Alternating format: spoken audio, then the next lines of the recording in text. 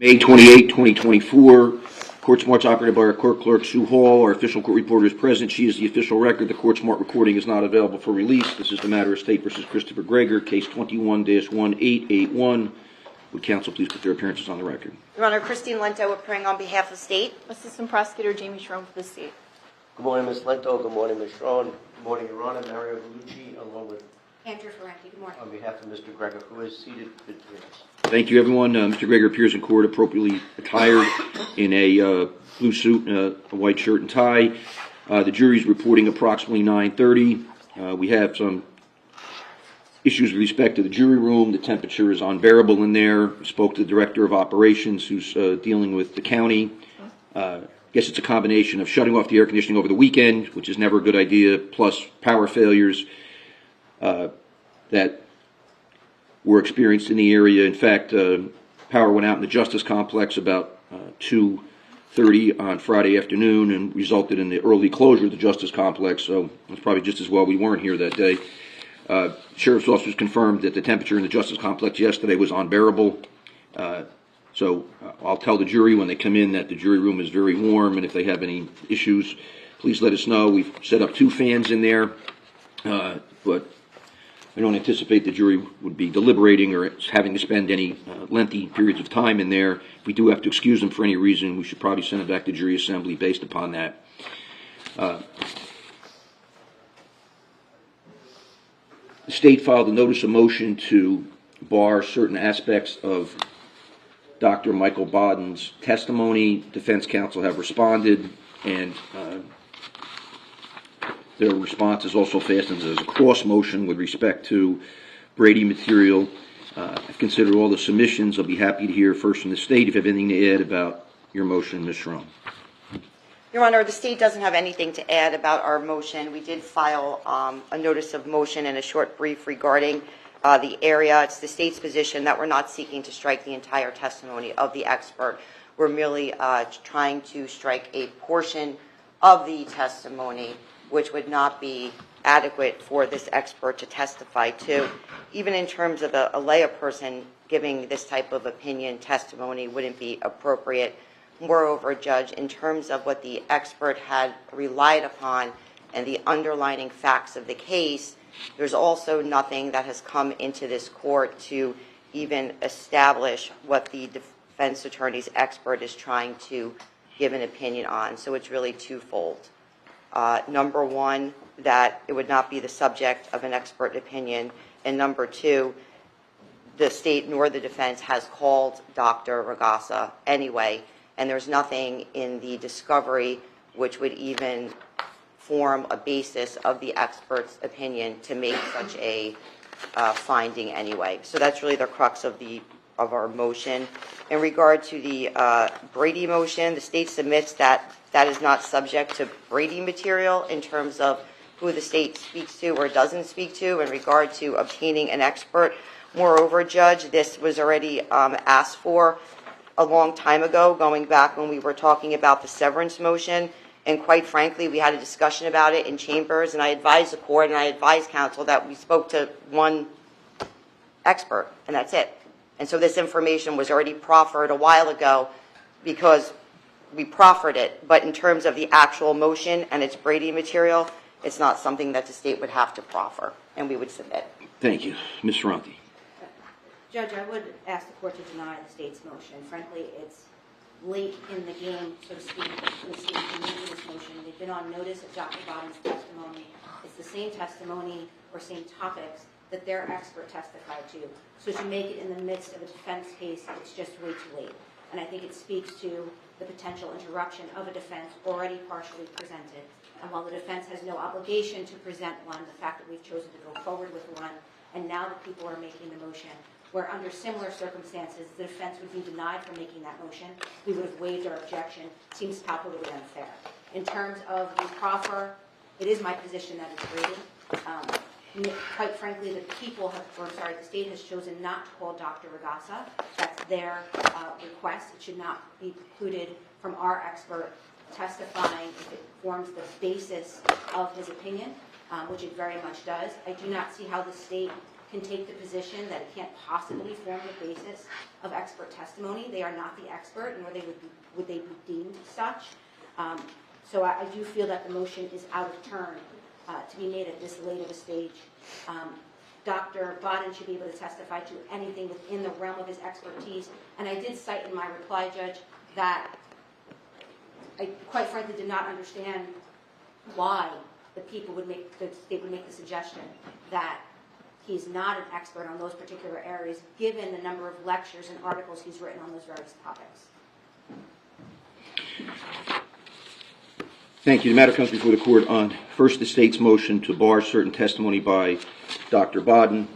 Defense counsel asserts that pursuant to Rule 3:10-3, the motion is untimely. Reliance on that rule is misplaced, as that deals with a state's expert who did not conduct the underlying studies. The genesis of that rule was the death of an original expert who did certain studies, and whether a substitute expert could testify in place of that expert, and it contains a time frame for objections by the defendant. The rule simply has no applicability to this motion by the prosecution against Dr. Bodden. Secondly, even if the rule was applicable, our case law and our court rules provide that trial judges are gatekeepers when it comes to the appropriate scope of expert testimony.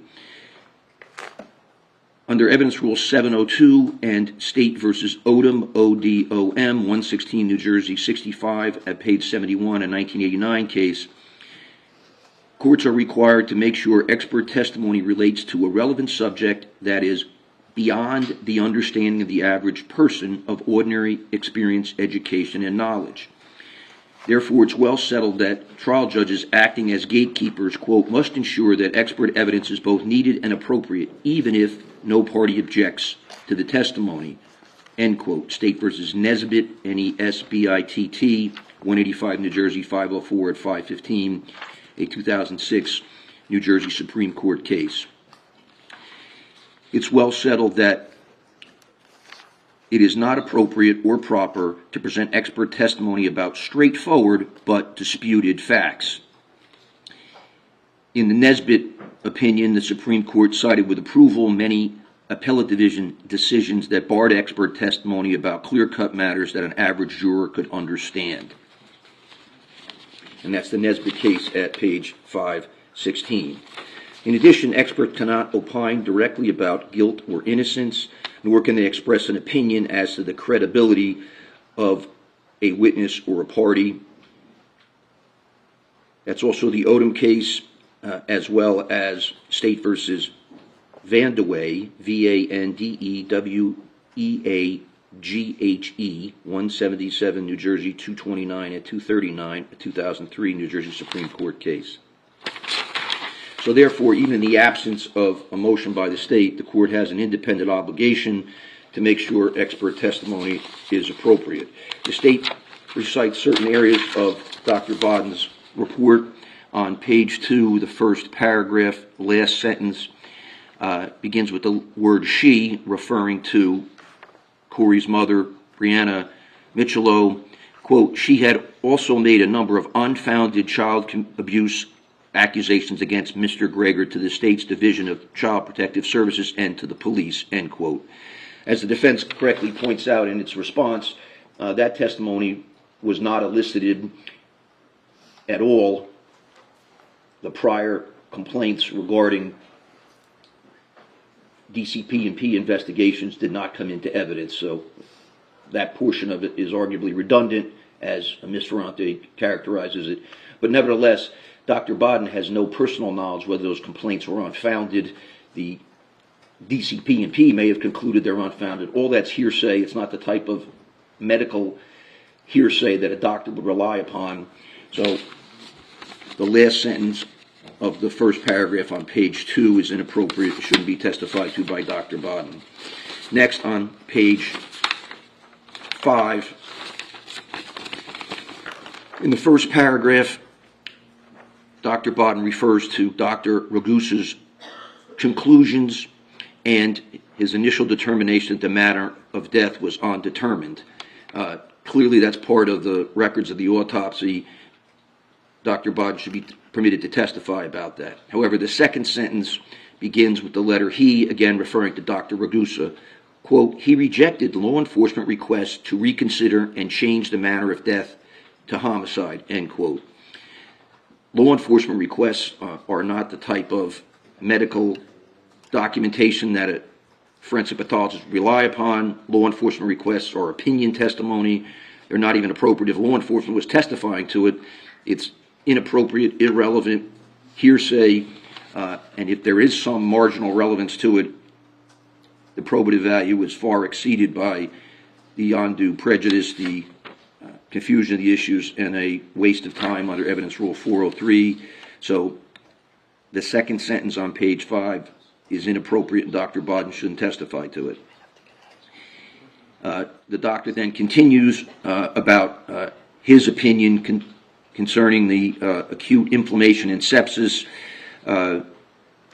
Now, the second paragraph on page 5 begins with, quote, because Dr. Ragusa did not agree with the police opinion that Corey's death was a homicide, the prosecutor contacted Dr. Thomas Andrew for a second opinion, end quote. That's inappropriate expert testimony. First, the police opinion that Corey's death was a homicide is not evidential. It's hearsay. It's not a medical opinion. It's inappropriate for the jury to hear about that. The jury already knows that the state contacted Dr. Andrew. The jury already knows that Dr. Ragusa did the autopsy and that the state has not called him. There's no evidence in this trial for even the court to conclude that the police did not agree with Dr. Ragusa's opinion, or Dr. Ragusa did not agree with the police opinion. So that's inappropriate. It's not the type of hearsay relied upon by medical experts in their field. It's totally irrelevant. The remainder of the report in this court's view is appropriate. Every other reference in the report, even if there's some hearsay or the type of hearsay statements or background materials relied upon by experts in the scope of their duties. So I'm not limiting any of the medical testimony by the doctor. I'm going to mark the doctor's report as a court exhibit so defense counsel can utilize that. I do have some handwritten notes, so I'm going to mark a second copy. So defense counsel can show that to the expert.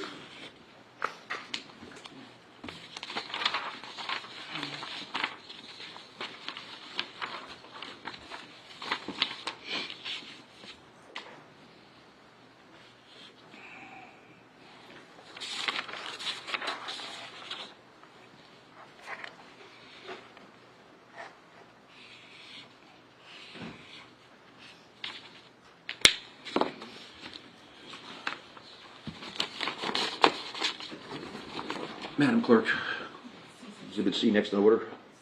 16, thank you. Defense counsel also brings a Brady demand alleging that, quote, it has become readily apparent to the defense that a gap exists in the prosecution's evidentiary trail between Dr. Ragusa and Dr. Andrew, close quote. Defense then alleges, given the state's motion to limit Dr. Bodden's testimony, it's an imperative that the state affirm on the record all experts that have consulted between Dr. Ragusa and Dr. Andrew, and then ask for any documents related to those experts. Ms. Lentos just confirmed that the state only consulted Dr. Andrew, but regardless, this court's view is that under Rule 313.3, subsection D, certain materials are not subject to production.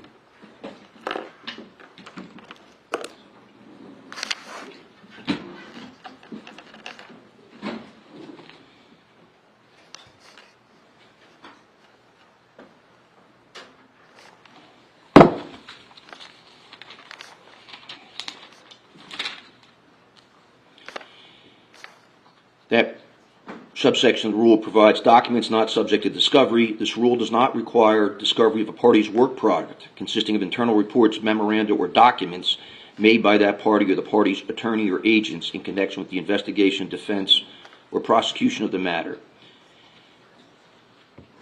That's a quote in part in that section. If the state consulted with one or more of other experts, for a variety of reasons, those experts may not have agreed to become engaged. Maybe their fees were too expensive, maybe they couldn't reach an opinion, maybe they had scheduling difficulties and are unavailable to appear at trial, maybe they didn't want to be involved in this type of case involving the death of a child. That's not evidential. It's of no particular relevance. Lawyers are able to consult experts in order to find an expert who potentially can support that party's position.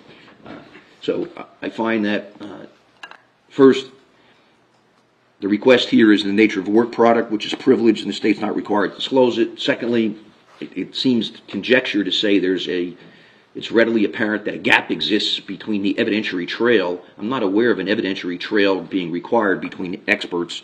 The court's aware of an evidentiary trail with respect to a chain of custody, for instance, with regard to items being admitted in evidence, but I'm not aware of any requirement that there be an evidentiary trail between Dr. Agasa and Dr. Andrew. Defense counsel is obviously free to argue that Dr. Andrew was retained months after Corey's death, that he was unable to provide I shouldn't say that, not unable. He did not provide an opinion until about 1 year after the death.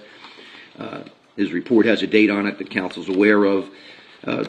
Obviously, defense counsel is free to argue that the medical examiner performed the autopsy, was not called by the state to testify. However, those things do not require the production by the state of any other conversations with some other expert, and it would be inappropriate to turn those over. I contrast that with a fact witness. Obviously, if the state had fact witnesses who were present at the autopsy or somehow collected evidence or conducted examinations of bodily samples, then the state would be required to produce those. But merely consulting with an expert is not, in this court's view, at least in the absence of any citation to a court rule or a case, brought to my attention. I've done my own independent research, and I can't locate any obligation to do that. So the state's motion is granted in part. Defense motion is denied. Mr. Galucci, do you want to copy this report so you can go over it with Dr. Bodden? It should just take you a minute or so. Judge, may I just add something to the record? Sure. After the testimony today, I would just ask that we can address what is permissible in closing, absent the fact that there's been no request under Clowen. So if we could readdress that issue with regard to Dr. Ragasa not testifying after the witnesses today. There was no request made before the end of the state's case, so there can't be an adverse inference charge. You're required to get that before the end of the state's case. Correct. Thank you, Judge. But that's with regard to a charge by the court. If the defense wants to argue that the state didn't call somebody, that you can typically make that observation. Judge, we'd ask if we could do a little research on that. Yeah, sure, At that's the end fine. of the day, please. Thank you. That's fine. Right. Mr. Galucci, do you want this report? Judge, he's not testifying any of that anyway, so I'm not really concerned. All right. Well, it would have been helpful if you told me that was the case before I ruled on those issues. I did tell you last week that all of those issues were probably going to be moot, and they are. Why file opposition? You filed a multiple-page opposition to this. I think that we are obligated to respond to a motion. Yeah, but unfortunately, the response argues that the state's application is untimely and it should be denied in its entirety. And you just stand up now after I make this ruling and do this research. And I mean, it's okay. I'm still able to enjoy Memorial Day weekend, but I otherwise enjoyed doing that research over the weekend for something that wasn't necessary. But it's okay. I'm not the slightest bit distressed by it. I'm happy we're all here. Happy we have a witness, and we can get moving along with this matter. All right. So, can we get to see if the jurors are ready?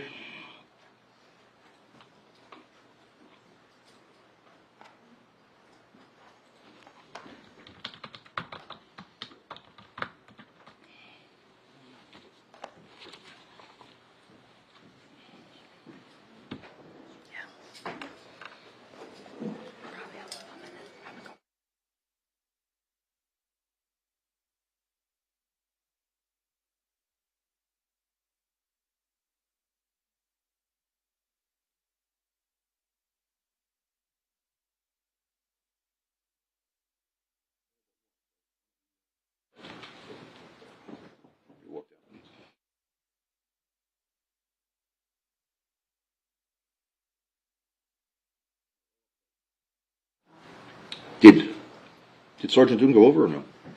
Yes. She did. All right, great. Thank you. Judge, our first witness is going to be probably the Sidebar witness. Okay, very good. Okay. Thank you.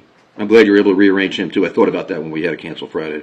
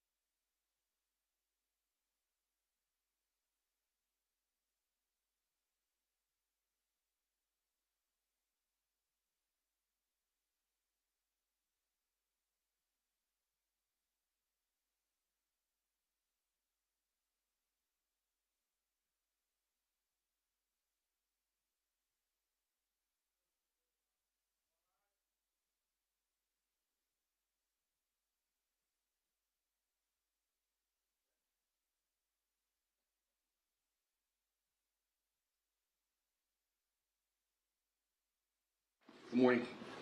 You're going to find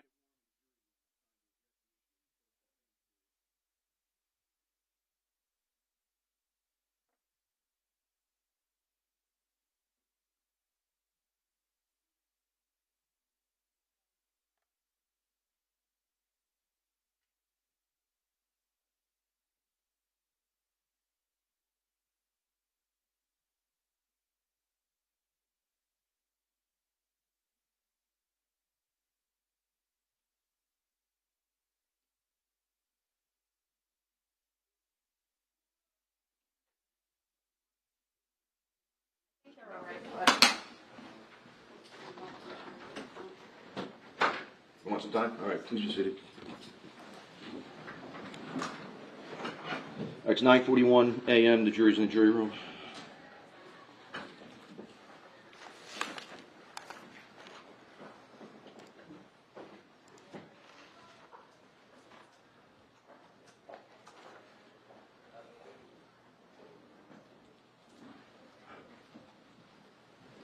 Can the front row slide down so we make room for as many people as we can, please?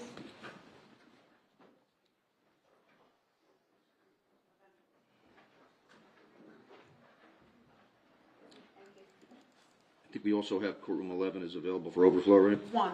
Courtroom 1? Courtroom 1. Oh. That's what Terry told me. Let me double check.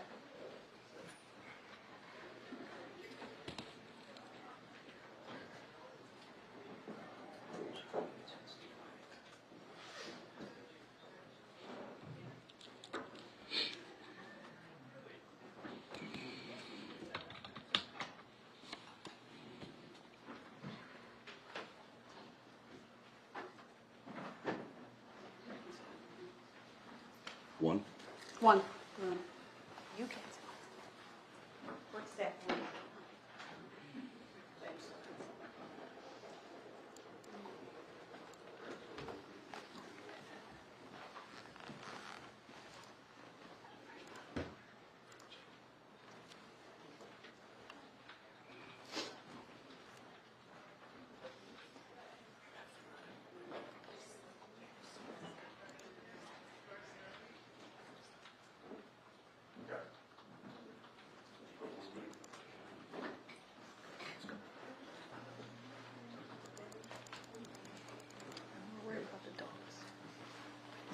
You guys are just going to have to stand. So you can sit there if you want. I want to go over right on and want to go.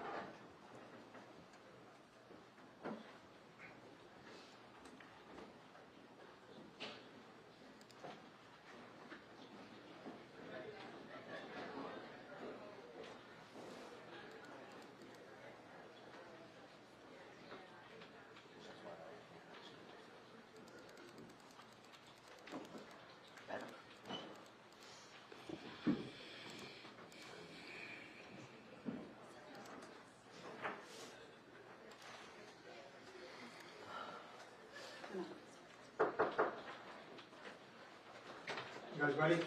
Everybody ready? Chairs out.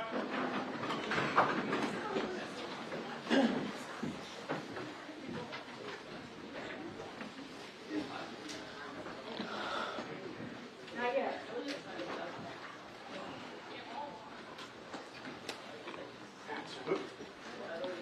Come on.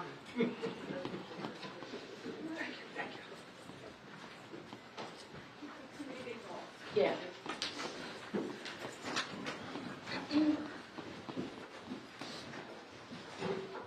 Thank you. Everyone, please be seated. Good morning, ladies and gentlemen. So first, I apologize for the temperature. We put the fans in there. I have the operations division working on that. There were some power failures over the weekend. The air conditioning shut down. It had to be started.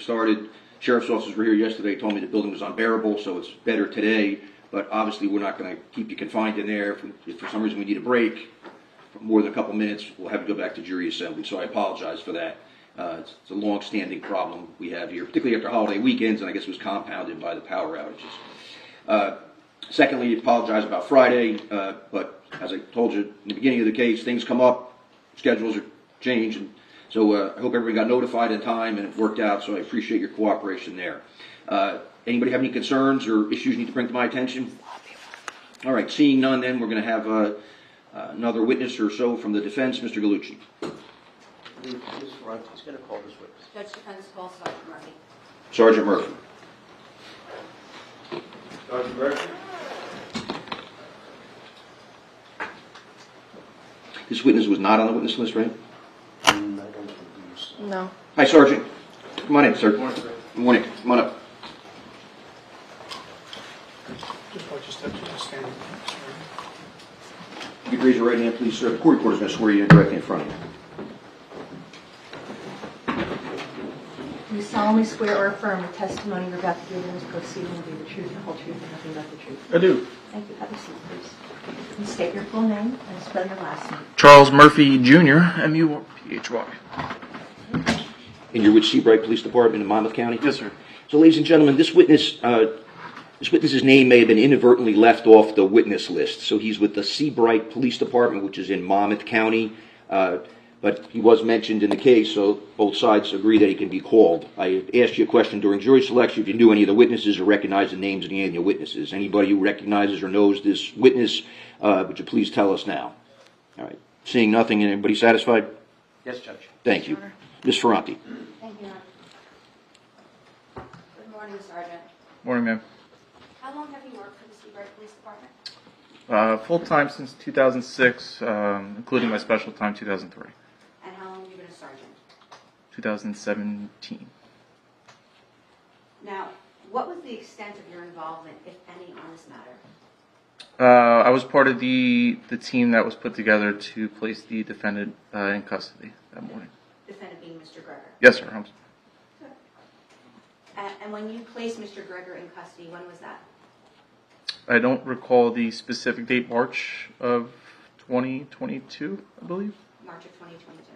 And during that time, did you have what's known as a body-worn camera? Yes, ma'am. Where were you wearing it that day? It would be on the outside of my plate carrier. And for the jury, can you describe how you would activate your body-worn camera? Sure. It's just a double click. We use the Axon body camera system, the same thing that the sheriff's officers in the room are wearing. And how would you shut it off? Long press of the button. Under what circumstances would you activate it? So we are required by policy to activate any time we have contact with the public, outside of just routine discussion. And so once that contact is completed, you then deactivate it? Yes, ma'am. Now, if you remember, when was the last time that you saw your body-worn camera video in this matter? About an hour ago when you showed me. In the hallway? Yes, ma'am. Now, prior to arriving today, did you watch the body-worn camera? I did when I received the subpoena last week. Do you recall what time you made the arrest? It was in the 7 o'clock hour. Of the morning? Yeah. So sometime in March of 2022, you arrested Mr. Gregor. Yes, ma'am. Do you recall the length of interaction you had with Mr. Gregor during that arrest? I would say 5 minutes. And how long, well, where did you see Mr. Gregor? The initial contact I made with him was walking down Ocean Avenue on the sidewalk. When you say Ocean Avenue, that's in Seabright? Yes, ma'am. In the state of New Jersey? Yep. And this is again March 2022. I believe so, yeah. When you approached Mr. Gregor, what was his physical reaction? There was really no reaction to me when I got out of the car. I jumped out of the car real quick, gave him a quick order of turn around, which he complied. So when you gave him the order to turn around and you said he complied, what did he do? He turned around, and I immediately put him in the handcuffs from that point on. So between the time you step out of your vehicle to the time you place him in handcuffs, how much time had passed? Seconds. And you said the whole interaction was 5 minutes? From the point where I jumped out of my vehicle to when he was turned over to Barnegat and placed into the rear of the Barnegat patrol vehicle was probably about 5 minutes.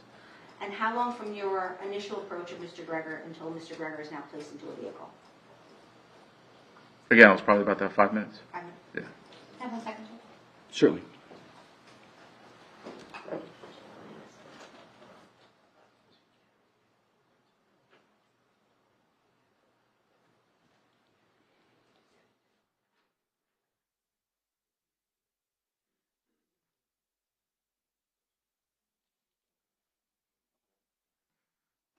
One more question. Was Mr. Gregor carrying anything when you approached him?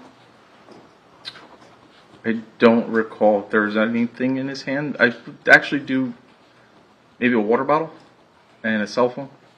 And when you ordered him to turn around, did he place those down on the ground?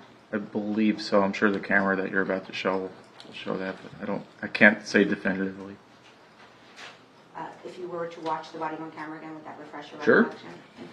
Judge has permission to play. Well, I think you need to show him the exhibit first. And I'm going to ask. Do we have a transcript, Your Honor? do we have a transcript? Dialogue on it? No, I'm asking, are we going to have a transcript with it, or? Transcript. Any concerns about any statements inappropriate on either side? All right. All right. So show him the exhibit and Judge, can I approach? yes. Officer, I'm going to ask that you take a look at that USB and let me know when you're ready. I'm ready. What do you recognize that USB to be? This appears to be the same one that you showed me out in the hallway before. Earlier That today? earlier today that contained body worn camera And footage. the body-worn camera that you saw on that USB, was it the same body-worn camera that your body-worn camera captured back in March of '22 during Mr. Gregor's arrest? Yes, ma'am. Were there any changes? No. Was it a fair and accurate depiction of the arrest you made and participated in March of 2022? Yes, ma'am. Judge, I'm going to ask that it be admitted into evidence as D17. Any objection? No objection. D17 in evidence.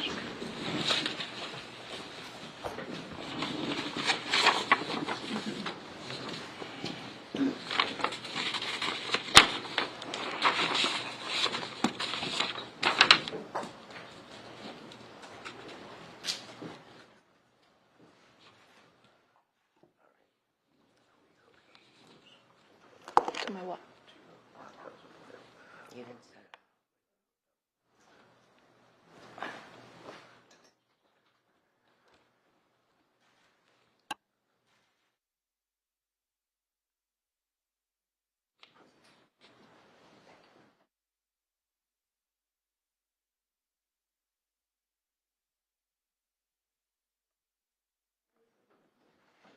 Judge, I'm going to need a little time to assist.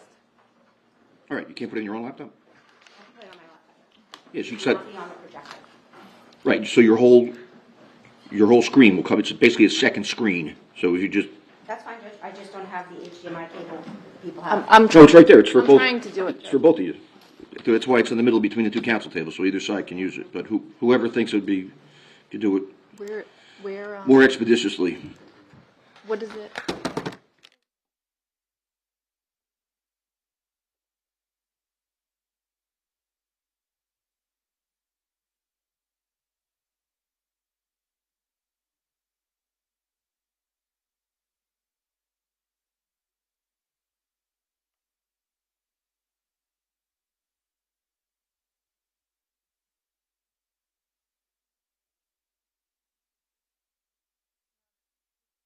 Is that TV on the correct setting?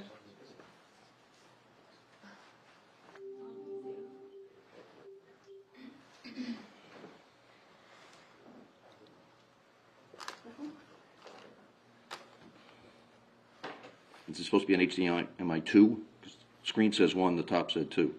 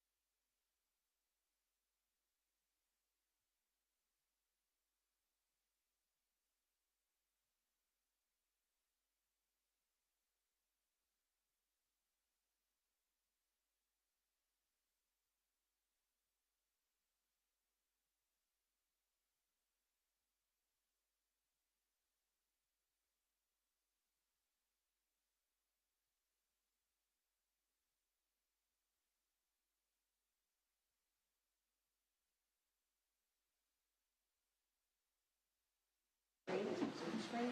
That was normally folded in something Uh-huh. underneath. And that's not something we can fix ourselves.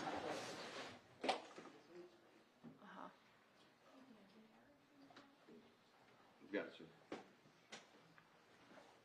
Thank you, sir. If you could take a look for us, it's not hooking up to the laptops. My laptop, sir.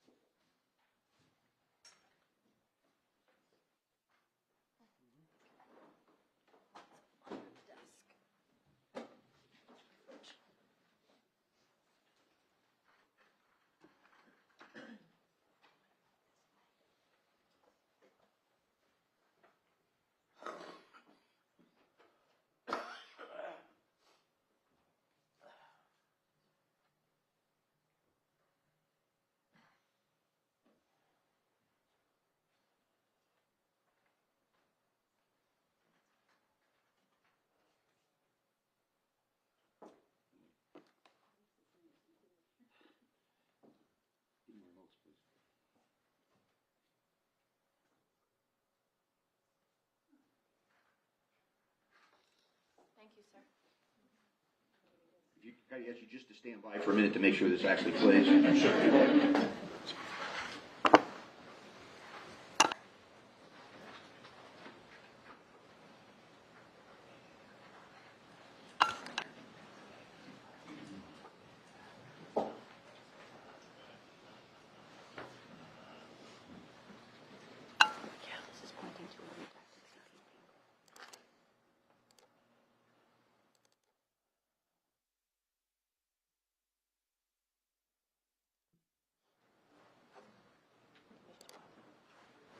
Officer, the body-worn camera you testified to before, D17 in evidence, what's on the screen, do you recognize it? Yes, ma'am. On the top right corner of that body-worn camera, what would you describe that information to be? That's just the metadata information, date, time, the serial number of the body camera I was wearing. Now that you've seen the date and time, does that refresh your memory when it comes to the date that this happened? Yes, ma'am. What was the date that you approached Mr. Gregor and made an arrest? 9 March of 2022. Thank you. And I'm sorry, we were actually going to go over what Mr. Gregor may have been holding, correct? That's where we kind of left off.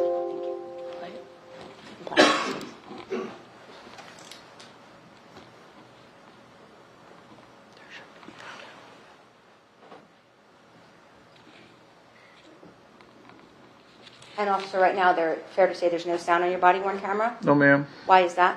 It's the pre-record 30 seconds prior to me activating the device. Captures video only.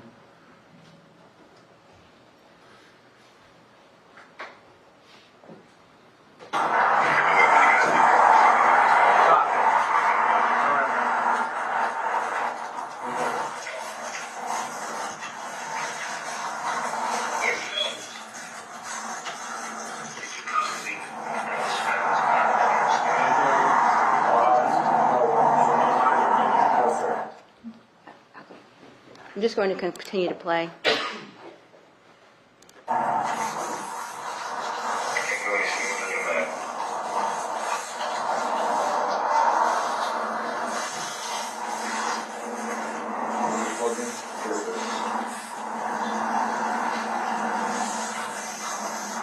Officer, having seen that portion of the body-worn camera that you were wearing that day, does that refresh your recollection as to what Mr. Gregor had on him that day? Yes, ma'am. What did he have on him that day? So he was carrying a water bottle right hand, and then he had his cell phone in his left pocket. Thank you. No further questions, Judge. Thank you. Anything from the state? Jamie, do you want this? I'll give it back to you in a second. Hi, Sergeant Murphy. Hey? You never saw the treadmill video that we all saw in this case, right? I didn't even know there was treadmill video. And you know nothing about the vacations the defendant took prior to his arrest on this date, right? Objection, Judge. Sustained. You know nothing about this case other than what you were called to do on March 9th of 2022, right? Correct. You made reference to a team responding for the arrest that day, right? Yes, ma'am. Does the team mean that there were a lot of officers present? There was 5 from my agency, plus the Barnegat officers, the Ocean County prosecutor's office. There was a couple Ocean County sheriffs there. Would it be fair to say between 10 and 15 police officers? I don't want to testify to the amount, but there was 5 of us plus all them. Okay. I would say 10 at least minimum would be a good number. Fair enough. And just to, I guess, orient us geographically, Seabright is near Sandy Hook, right? Yes, ma'am. The location of where the arrest took place, is it essentially on a sandbar? It's pretty much how I refer to Seabright as a glorified sandbar. Yeah. There's water all around? 2 sides. So there's nowhere to go other than the water, right? North or south, which north puts you into Sandy Hook, south puts you into Monmouth Beach. I have no additional questions. Thank you. Any recross? I'm sorry, redirect. Yes, briefly. Go ahead. Sergeant, when you refer to team members, is it fair to say that some of those team members were on the radio? We weren't using a radio, we were using an application. An application. Is that the background sounds we're hearing Yes, ma'am. during the course of the video? Yep, Some of the team members were on the application, correct? correct. That's how we were communicating amongst all of us. No further questions. Anything else? No, thank you, Your Honor. Officer, thanks for coming to Ocean County. Thanks, Your Honor. Take care. Good day. Thank you, Sergeant.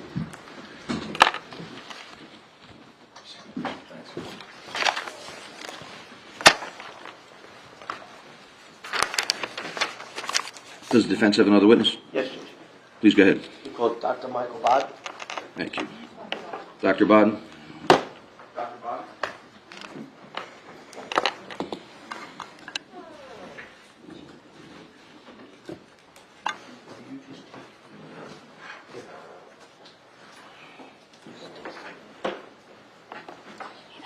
I've got more coming. Okay.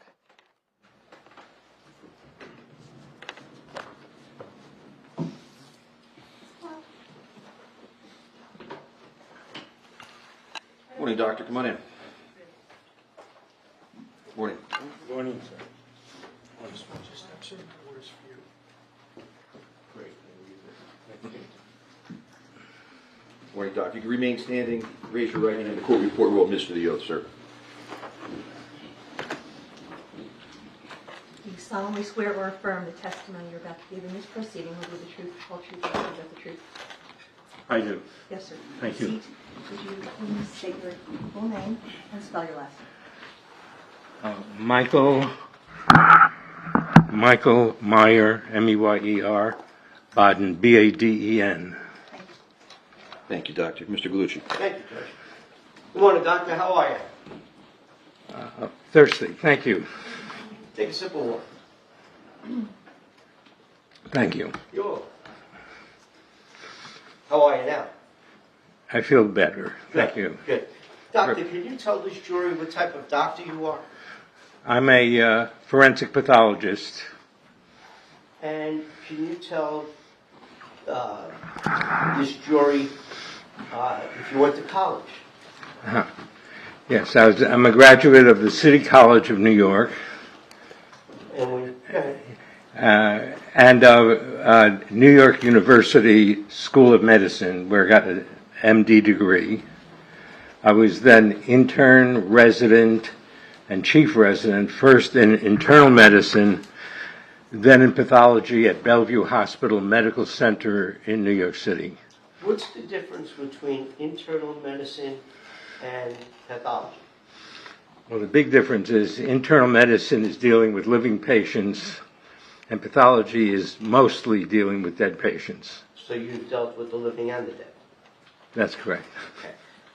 In those internships, were you supervised by anybody in particular? Oh, sure. Lots of supervision. Okay. Were any of them Dr. Andre Korno? Yeah, 2 of my mentors had just won the Nobel Prize in medicine for heart disease. Dr. Kurnand and Dr. Some other members of the group, Dickinson Richards. So when you did your internship, you did it in heart and lung? Well, I did it in all internal medicine diseases that comes to a large community hospital, but there was special knowledge in heart and lung disease. Okay. And did you also do a residency? Yes, I did. That was a residency, and then I changed to pathology and did pathology residency and chief residency. So you did a residency in internal medicine, and then you did a residency in pathology. Yes. Okay. And are you a licensed medical doctor? Yeah, I'm licensed to practice medicine currently in the state of New York. Okay. Have you held any professional positions? Yes, well, when I finished my training at Bellevue Hospital, I became a full-time medical examiner for the city of New York, and I worked there 25 years in the U.S. medical, in the New York City Medical Examiner's Office, reaching the role of chief medical examiner, and then I transferred and became the chief forensic pathologist for the New York State Police, which I continued for about 25 years, and I've been retired since 2012, and I'm in a private practice of medicine, of forensic pathology. And did you have any teaching appointments? Yes, I had professorial appointments teaching at New York University School of Medicine, Albert Einstein, Albany Medical College, and at New York Law School and John Jay School of Criminal Justice in New York City. In all these areas, I would talk about how forensic pathology contributes to medicine and to the law enforcement. So you said you taught at New York Law School? Yes. What did you teach at New York Law School? I taught a course on forensic medicine, you know, how the law, being a lawyer also can encompass a lot of relationship with physicians in certain kinds of matters. Now, in addition to your teaching appointments, did you have any governmental appointments? Yes, I was, I held various committee and commission assignments in New York City as when I was medical examiner, including involvement with drug abuse and child abuse investigations. On a state level, I am still appointed by the governor of New York to look into deaths and health care given to persons in special needs who are in placement with various state and city agencies that take care of children largely and also elderly people where issues come up as to treatment and cause of death. On a federal level, I was asked to be the chief forensic pathologist by the U.S. Congress, House of Representatives, on a special committee that was set up to reinvestigate the deaths of President John F. Kennedy and Dr. Martin Luther King. And I've been a consultant to various federal agencies in mostly death investigations, the FBI, and other such agencies. Have you received any honors? Yes. What are some of your honors? You don't have to go through. No. I've had quite a number of honors from the American Academy of Forensic Sciences. I've been given special honors from the Attorney General of the United States in investigations into deaths in Veterans Administration, suspicious veteran administration deaths, and I had a Best Teacher award back in medical school. Have you ever been published? Yes, I've been published some 80 or so articles and a couple of books and a number of chapters in textbooks on forensic pathology. By the way, have you ever been published on child abuse? I'm sorry? On child abuse. Have you ever been published on child Yeah, abuse? I've written some papers on child abuse, done a lot of lecturing about child abuse to law enforcement and medical organizations. Have you given any lectures? Well, look, yes, About how many? more than 100 lectures on various things. Have you ever lectured on child abuse? Yes, Have you ever lectured on blunt force trauma? yes, Have you ever lectured on forensic pathology? yes. Have you ever worked in the pediatric community? Pardon me? Have you ever worked in the pediatric community?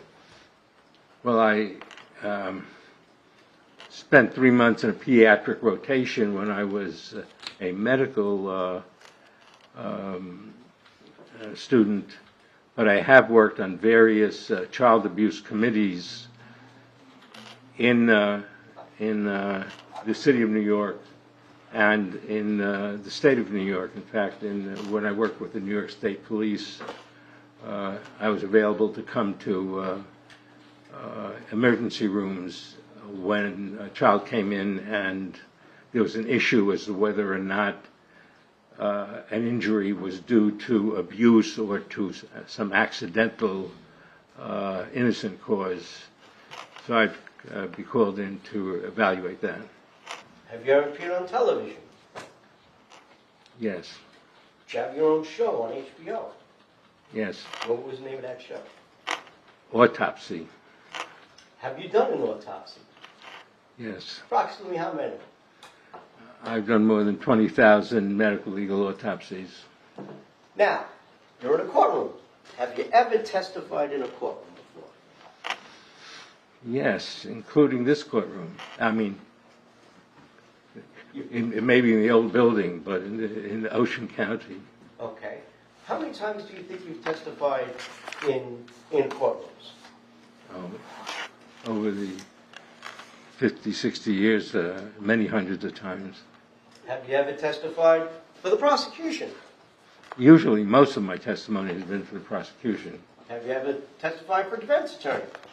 Yes. And you said you've testified before in New Jersey. Yes. Can you tell us some of the cases you've testified on? Well, the ones that come to mind here was Vincent Craparata, where I testified some years ago for the Attorney General's office in a mafia killing case in the Ocean County courtroom.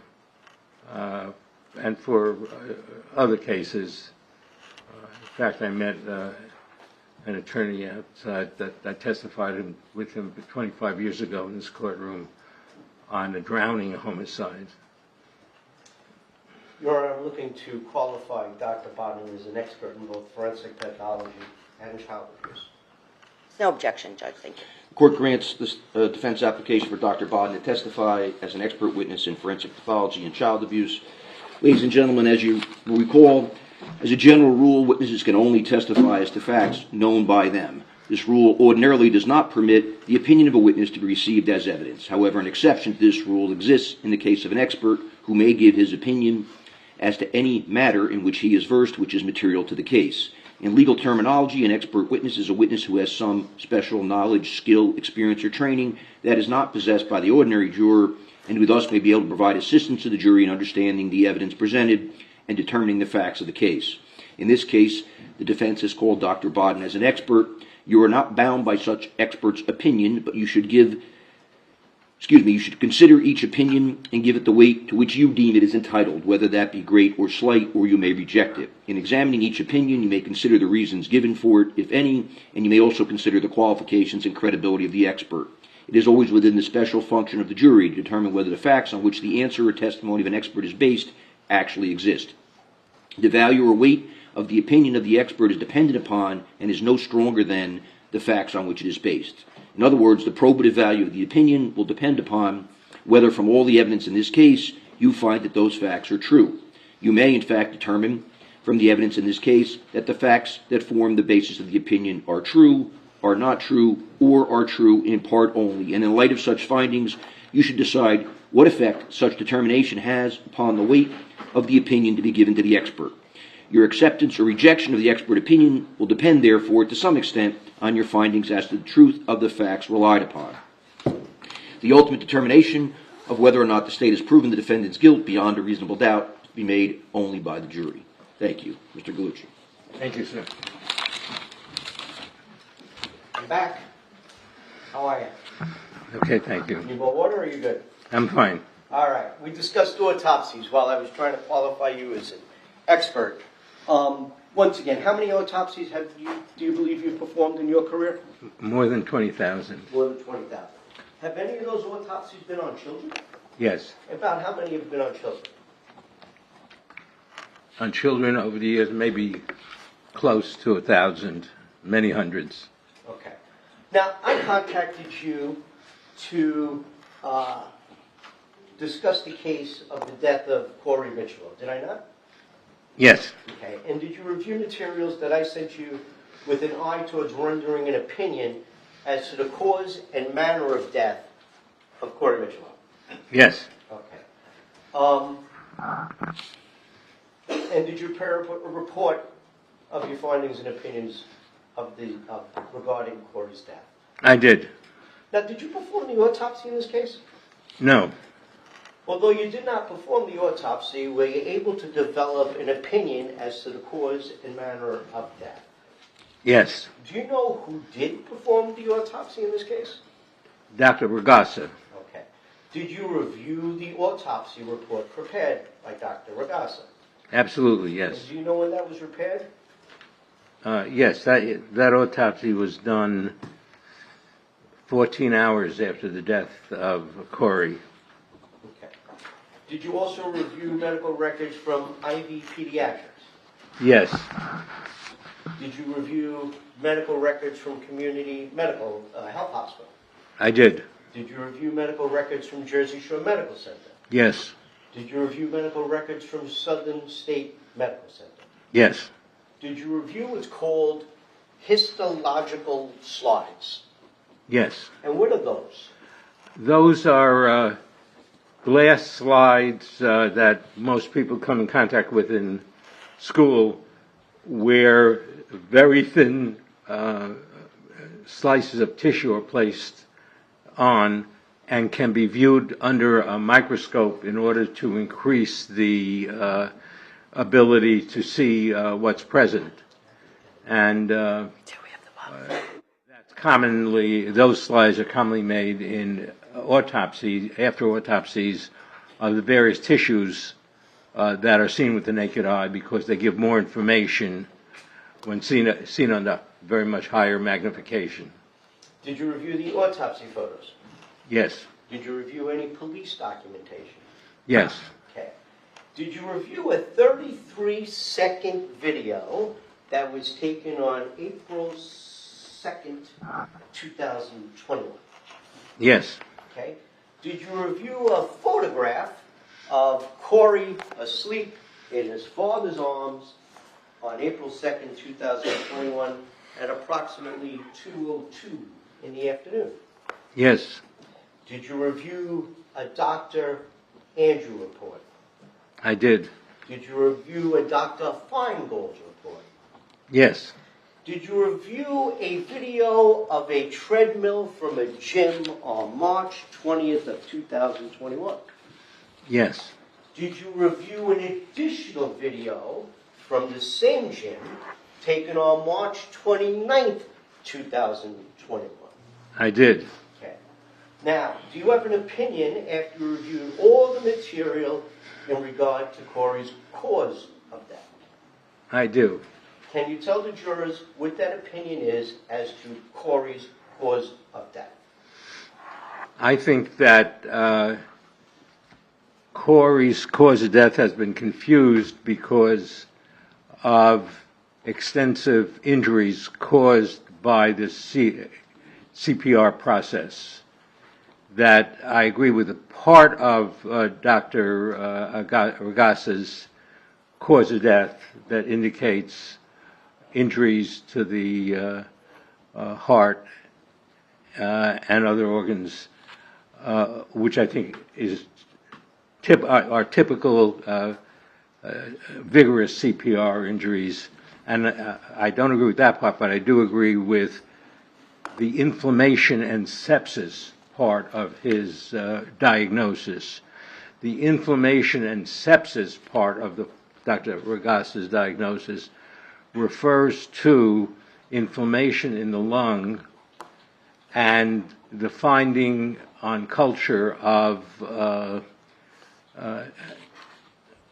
bacteria in the lung that could cause pneumonia and sepsis. So I think my cause of death is different than Dr. Ragasa's in recognizing, in my opinion, that the injuries are all CPR injuries. Nobody can live for more than 2 minutes with a 1.5 inch laceration of the heart, for example. And I do agree that the most likely cause of death is the lung inflammation, the bacterial capture of what the bacteria was, and his symptoms, the symptoms of shortness of breath, cyanosis, means a bluish color due to low oxygen, finding in the hospital that he had an 85% oxygen level, which is very low. All of us here would have about 97% or higher. The high white count, 29,000, mostly polymorphonuclear cells, which are the cells that respond to a bacterial infection. And then what I also base my opinion on is the CAT scan finding of pneumonia also present. So I think all together, the most likely cause of death was a very severe, rapid pneumonia. There are other causes that could also occur. Sudden, unexplained death in children syndrome occurs, like sudden infant death syndrome that causes baby deaths, and it's not clear what the cause of death is. Same thing with children, 3, 4, 5, 6 years old, can die suddenly, cause of death being the heart stops, and not knowing the reason for that, and that's called sudden unexplained death in children syndrome, which occurs many hundreds of times a year in this country. And there may be other types of infectious diseases that sometimes don't get caught on autopsies, but they're all infectious diseases, some affecting the lungs, and I just feel that the injuries to the lung, liver, and mostly the heart are just typical vigorous, especially vigorous CPR, which is the very nature of what CPR does. It squeezes the heart 100 times a minute. I'm going to get into that, Doctor. Did you form an opinion as to the manner of death? Well, my opinion would be that the manner of death, for all the information we have, is natural. Okay. Now, there are 5 manners of death, right? Yes. Okay. And natural is one of those 5? Yes. Okay. So, you keep talking about CPR, CPR, CPR. Let's just get to the meat of it. What is CPR? CPR refers to compression of the chest to force the heart to pump blood. As we sit here, most of us, our heart is pumping blood around 60, 70 times a minute. And that causes a squeezing of the whole heart. If the heart stops and CPR is the only way to get it started again, chest compression, which is severe enough to press on the heart to pump blood, is the only means of keeping the person alive. And that occurs because the sternum, the chest bone, has to be pushed down far enough to touch the heart, to go right up against the heart and squeeze it against the spine bones behind. So every compression during CPR physically squeezes the heart against the spine. And that will then push out the blood, which is essential because if it stops going out for 5 or 10 minutes, you wind up with a brain death, so that has to be done, and it's done vigorously, but it can also cause damage. Now, when I was chief medical examiner in New York City, the idea of EMS CPR was developed in New York City, 1979, with the realization that CPR causes damage, but the alternative is the person's going to be dead. So that the risk is always taken that CPR can cause damage to the heart, to the liver, to the lungs, and to bones, fracturing bones and sternum, but that those injuries are compatible with life, whereas if the CPR wasn't done, the person would be dead because of the heart stoppage. So it's more beneficial than dying. Yes, the only way to keep it. But depending on how vigorous the CPR is, you get more injury. General studies show that about 60% of CPRs that don't revive the patient, 60%. So there are injuries. Most of them are bone injuries or fractures. But in about 35% are heart injuries, bruising on the heart. From what I calculated, CPR was done for about 49 minutes. Usually it stopped after about 18, 20 minutes. There was concern about Corey. It was kept up for 49 minutes at 100 compressions a minute, to get the heart pumping blood. So that's over 4,000 impacts that heart had against the sternum and the spine, and it is understandable how these injuries would occur.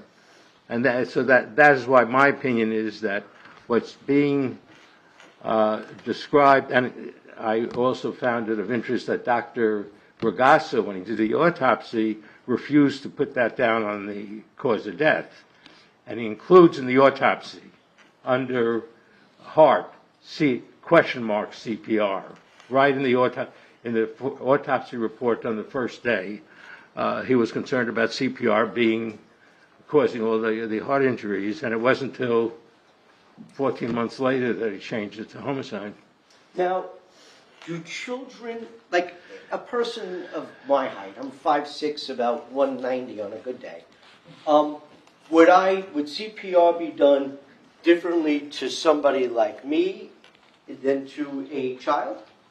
Well, yeah, there's a difference in how you do the CPR to persons as they get older. The older we get, the more brittle our bones become and the more breakable they are. And in a child like Corey, the ribs are all bendable. They're like cartilage in our ears, and so they're very easy to push down. But the bottom line has to be, it's got to be pushed down about 2 inches down to squeeze the heart against the spine so that the blood is pumped out of the heart. And if that isn't done, then the heart, and that's done usually until a normal sinus rhythm occurs. And that often happens, especially people in hospitals, that the CPR be done, and usually within 5, 10, 15 minutes, you get a normal pulse back, and then you can stop the CPR because now the heart is going back to pumping blood normally. But if the heart doesn't pump blood normally, it's kept up, and in this situation, it was kept up much longer than usual. So and you said much longer than usual. What would be normal? What would be usual CPR on a 6-year-old child? Well, normally, if the heart doesn't respond by developing its own normal sinus rhythm, the CPR will stop. That is, it's fruitless usually after 20 minutes. And how long was CPR conducted for? 49 minutes. And that's unusual. Now, can people die from CPR? Well, not usually, because they're already dead. When the CPR can only be started after the heart stops. So once the heart stops, the person is dead, and then the alternative is, can we revive the heart to start beating again? And CPR sometimes starts the heart again after 5 or 10 minutes, but if it doesn't restart the heart,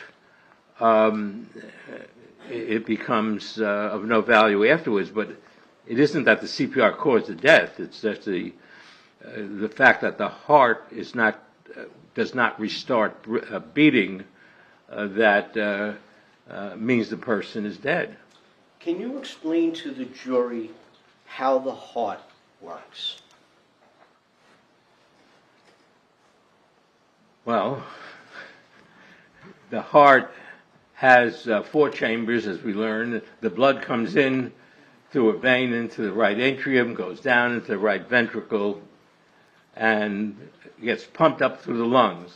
It's an amazing thing. I mean, every time I do an autopsy to see how this is done and how each cell in the body knows where to go is a miracle of the body. But it comes, so it brings back the blood that's used up its oxygen, goes back into the right ventricle, pumps it into the lungs, where the carbon dioxide is removed and oxygen is replaced on the red blood cells. And then it goes into the left atrium and the left ventricle, and that's the workhorse of the heart, the left ventricle, which then pumps the blood to every cell in the body. Every cell in our body gets oxygen all the time, or else they're going to die. So that the left ventricle is the main pusher of blood around the lung. If the heart stops, then after about 5 minutes, without any brain flowing to without any oxygen going to the brain cells start to die.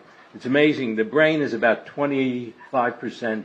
No, the brain uses about 25% of all the oxygen, even though it's about 2% of the weight of the heart. So the brain is the organ that needs oxygen the most. So when the oxygen is cut off from the brain for more than 5 minutes, then brain cells start to die, and they don't rejuvenate.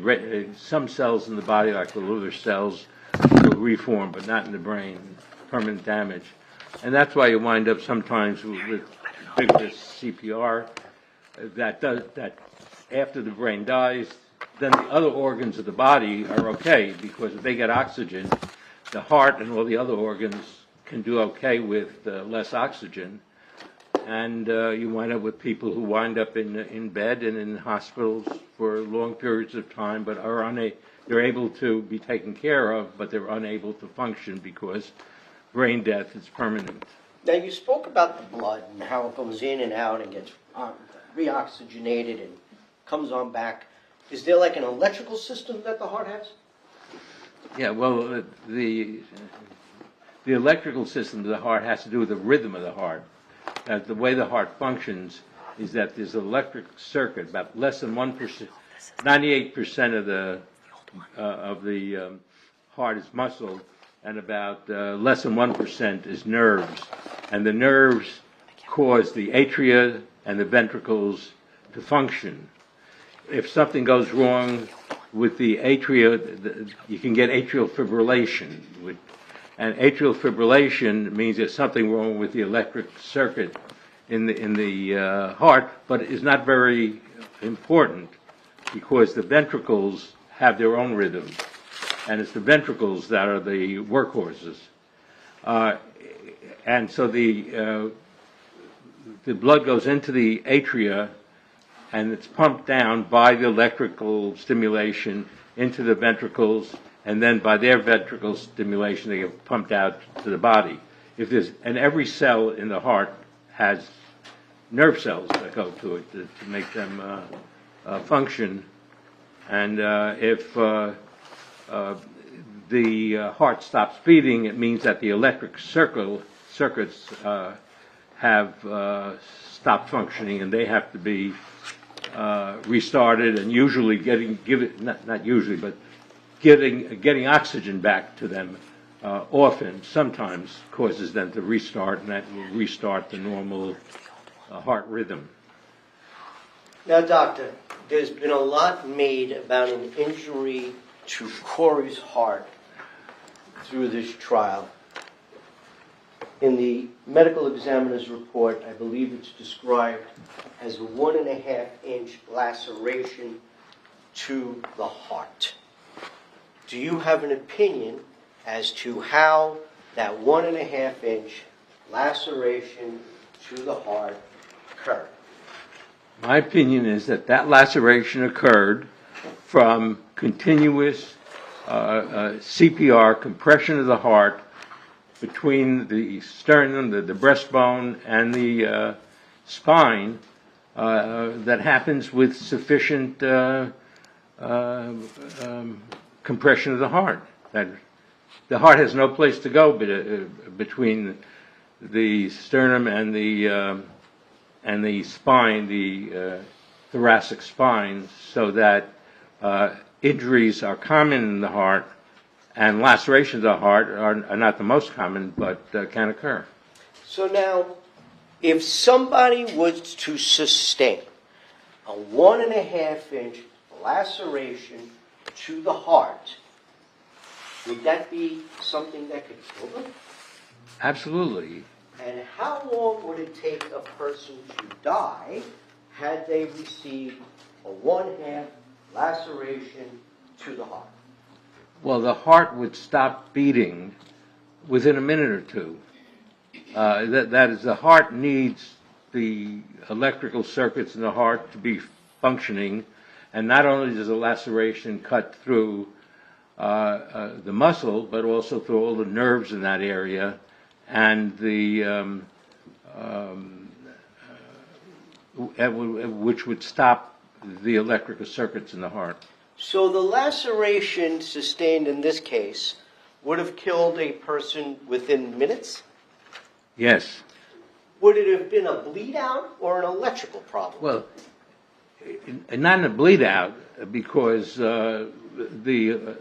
there doesn't have to be a breakage of if there's a breakage of the outer blood vessels, they're very small capillaries on the outside, you can get bleeding. So there would be a few blood vessels that are damaged on the outside of the heart. those would bleed, but they bleed slowly, and if somebody dies within 2 or 3 minutes, it would bleed very little. If the person lived for a while, there'd be a slow leakage of blood, a slow beating of blood that would fill up the pericardial sac, the sac in which the heart is encased, so that if they were bleeding from the heart in any way, there'd be a lot of blood in the pericardial sac, whereas there wasn't here, and that's because the heart stopped beating right away. When the heart stopped beating, that's the end of blood coming into that sac. Now, if that injury had occurred at 2:02 in the afternoon up until 3:43 in the afternoon, that's when Mr. Gregor arrived at the hospital with Corey, would he have been dead already? He couldn't live more than 2 minutes with that kind of injury. Yes, absolutely. Now, can a laceration to the heart caused by CPR be considered a blunt force injury? Yes. Did Corey die from CPR? No. CPR didn't restore life in him, but he didn't die from it. Now, Dr. Andrew came here the other day and he testified at great length about something he abbreviated, he called them polys. What's the formal name of them? Polymorphonuclear white blood cells. There are a number of different immune cells, and polymorphonuclear cells are all part of the white blood cell category, and they're the ones that respond to infection. So, can you explain to the jury why Corey had an increase in polys? My opinion certainly is that the increase in polys indicates that there was a infection in the heart, infection in the body. Infection can be anywhere. There was an infection in the body, and that Dr. Ragasa showed by his culture that was caused by Staphylococcus aureus, by that particular bacterium, by doing the culture at the time of the autopsy. So let me ask you, well, I'm going to get into autopsies in a minute, but let's stay with the CPR for a second. So Dr. Andrews also testified that it was his opinion that the injury to the heart and liver were not caused by CPR because of the presence of the polys. Do you agree with that opinion? No, what that would refer to is that often after an injury, the body's white blood cells start coming to an injured area. However, the polys are abundant in the bloodstream, so that with Dr. Ragasa, I looked at the same slides. The only polys that were in the heart were polys that were in the bloodstream. They weren't polys that were responding to the injured muscle, and which is an indication that the injured muscle and death occurred very quickly. So when you say the injured muscle, the heart's the muscle? The injured heart muscle, yes. So now let me ask you this. Can you tell the jury what exactly an autopsy is? Well, an autopsy consists of many parts. Most people are familiar with the external and internal examination that occurs at the time of the physical autopsy. There are many attendant studies that occur. Photographs are taken. to identify whatever things, items of significance. Toxicology is commonly done on appropriate blood or tissues as needed. There are DNA studies that can be done. There are microscopic studies that are done.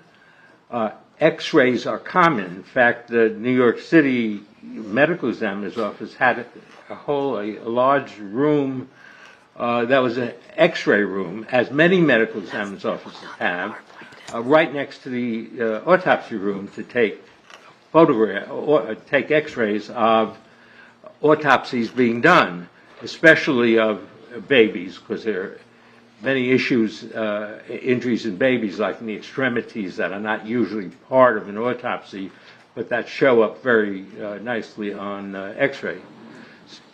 So what is it? So that a part of the autopsy is taking the X-rays and microscopic slides, and more recently, since I left New York City, CAT scans have become prominent in medical examiners' offices, those that can afford them, because studies have shown that one CAT scan that can do a digital autopsy can perform the work of 2 medical examiners, so that they're becoming more, there's a need for more medical examiners. A lot of doctors don't like to do medical examiner work, so that they can be very, very helpful. When we die, everything's the same when we die. Bones, skin, muscles, organs are all the same. What changes is the chemicals in the blood, the enzymes and the electrolytes and all. There's a change in the chemistry of the body after we die, but not of the organs, so that CAT scans after death give the same and sometimes better indication of any damage or injury that there is to an organ than the autopsy itself. Doctor, I have S58, which is the state's picture of the heart. Let's get back to the heart for just 1 second. Would this help you show the jury what the laceration is and how it would affect the heart? I haven't seen that. Okay, take a look at it. Yeah, I've seen this before. All right, thank you. There's a lot of white spots on this, but I see that there's an area of injury here. Can you maybe hold it up and point it out to the jury? Well, I can circle it with something if you'd like, Well, but they don't let their evidence touch. So they've already crossed there's that. right near the bottom, the apex of the heart, there's an injury that I guess was shown to the jury in the past. It's hard to see the color differentiation. But that's the 1.5 inch laceration that we're Yes. talking about. And that's the injury that you would have died almost immediately from. Yes. Okay. Let's get back to the autopsy. You just discussed that the autopsy is more than just a dissection of the body, right? That's correct. There are additional tests that are called for, right? Yes. And you just discussed one of those tests is a CAT scan, right? Yes, that's more recent because it's expensive for medical examiners to get a CAT scan and the necessary precautions and area to put the CAT scan. But a number of medical examiners' offices around the country have installed CAT scans. How about X-rays? X-rays, very, very helpful, and that's the kind of radiology I'm familiar with, because when the medical examiner's office was built in 1960s, the room right next to the morgue where the autopsies are done was the X-ray room, because it was used so frequently as an assist in the performance of autopsies. By the way, if you know, didn't Dr. Andrews work in that particular office that had the building with the x-rays right next to it? That's my understanding, yes. That was after I left. So, in addition to x-rays and CAT scans, could they also request medical examiner as part of the autopsy, request any lab tests like a culture or blood work or anything like that done? Well, cultures are part of doing an autopsy. If the doctor thinks there's an infection, it's important to try and find out what the infecting agent is. So, as a public health measure, to know what is causing the infection. So that's why cultures are done, and special tests can be done looking for chemicals in the blood that might be specific for certain natural diseases that have abnormal components in them. That can be done. So what exactly is a person that's a medical examiner doing when they perform an autopsy? What are they doing? Well, the medical examiner is trying to determine cause of death and aspects of the death that can be helpful to the family. There are genetic things that come up that should be looked for, and so that the family will have the ability to know how a loved one died and what effect it may have on the children and the grandchildren, the different kinds of genetic diseases. In addition to that, most autopsies are just for information for the family. When deaths are unnatural, homicide, suicide, accidental deaths, they have a great societal impact. So often the society is informed of certain kinds of deaths. Certainly any homicide is always reported to the district attorney's office and to consult with the district attorney's office. If there's a disease that can be contagious, we've gone through the COVID thing where so much attention was paid to medical examiners and autopsies. It's important to know the extent of a contagious disease from a public health measure. So the medical examiner's office is not just a criminal justice type agency, but it's also more so a public health agency that is meant to inform public health officials of the latest reasons that injury and death occur. So is the medical examiner who performs an autopsy an integral part of the investigation? Of the criminal, in general, yes. Be it public health or be a criminal justice system, yes, the autopsy becomes an important part of that investigation. So would you say that the medical examiner is like the detective of the dead? Some have been referred to that, yes, that they're dead people. Quincy was a dead person detective. So now, we had a nice infectious disease specialist come in here, and she gave some testimony about CAT scans after death to the lung being of no value. Do you agree with that opinion? No, they are of value. It's some doctors may know that CAT scans are done on dead people, so certainly CAT scans are only a rather modern device, so that old-timers may not know that CAT scans are used in post-mortem investigations.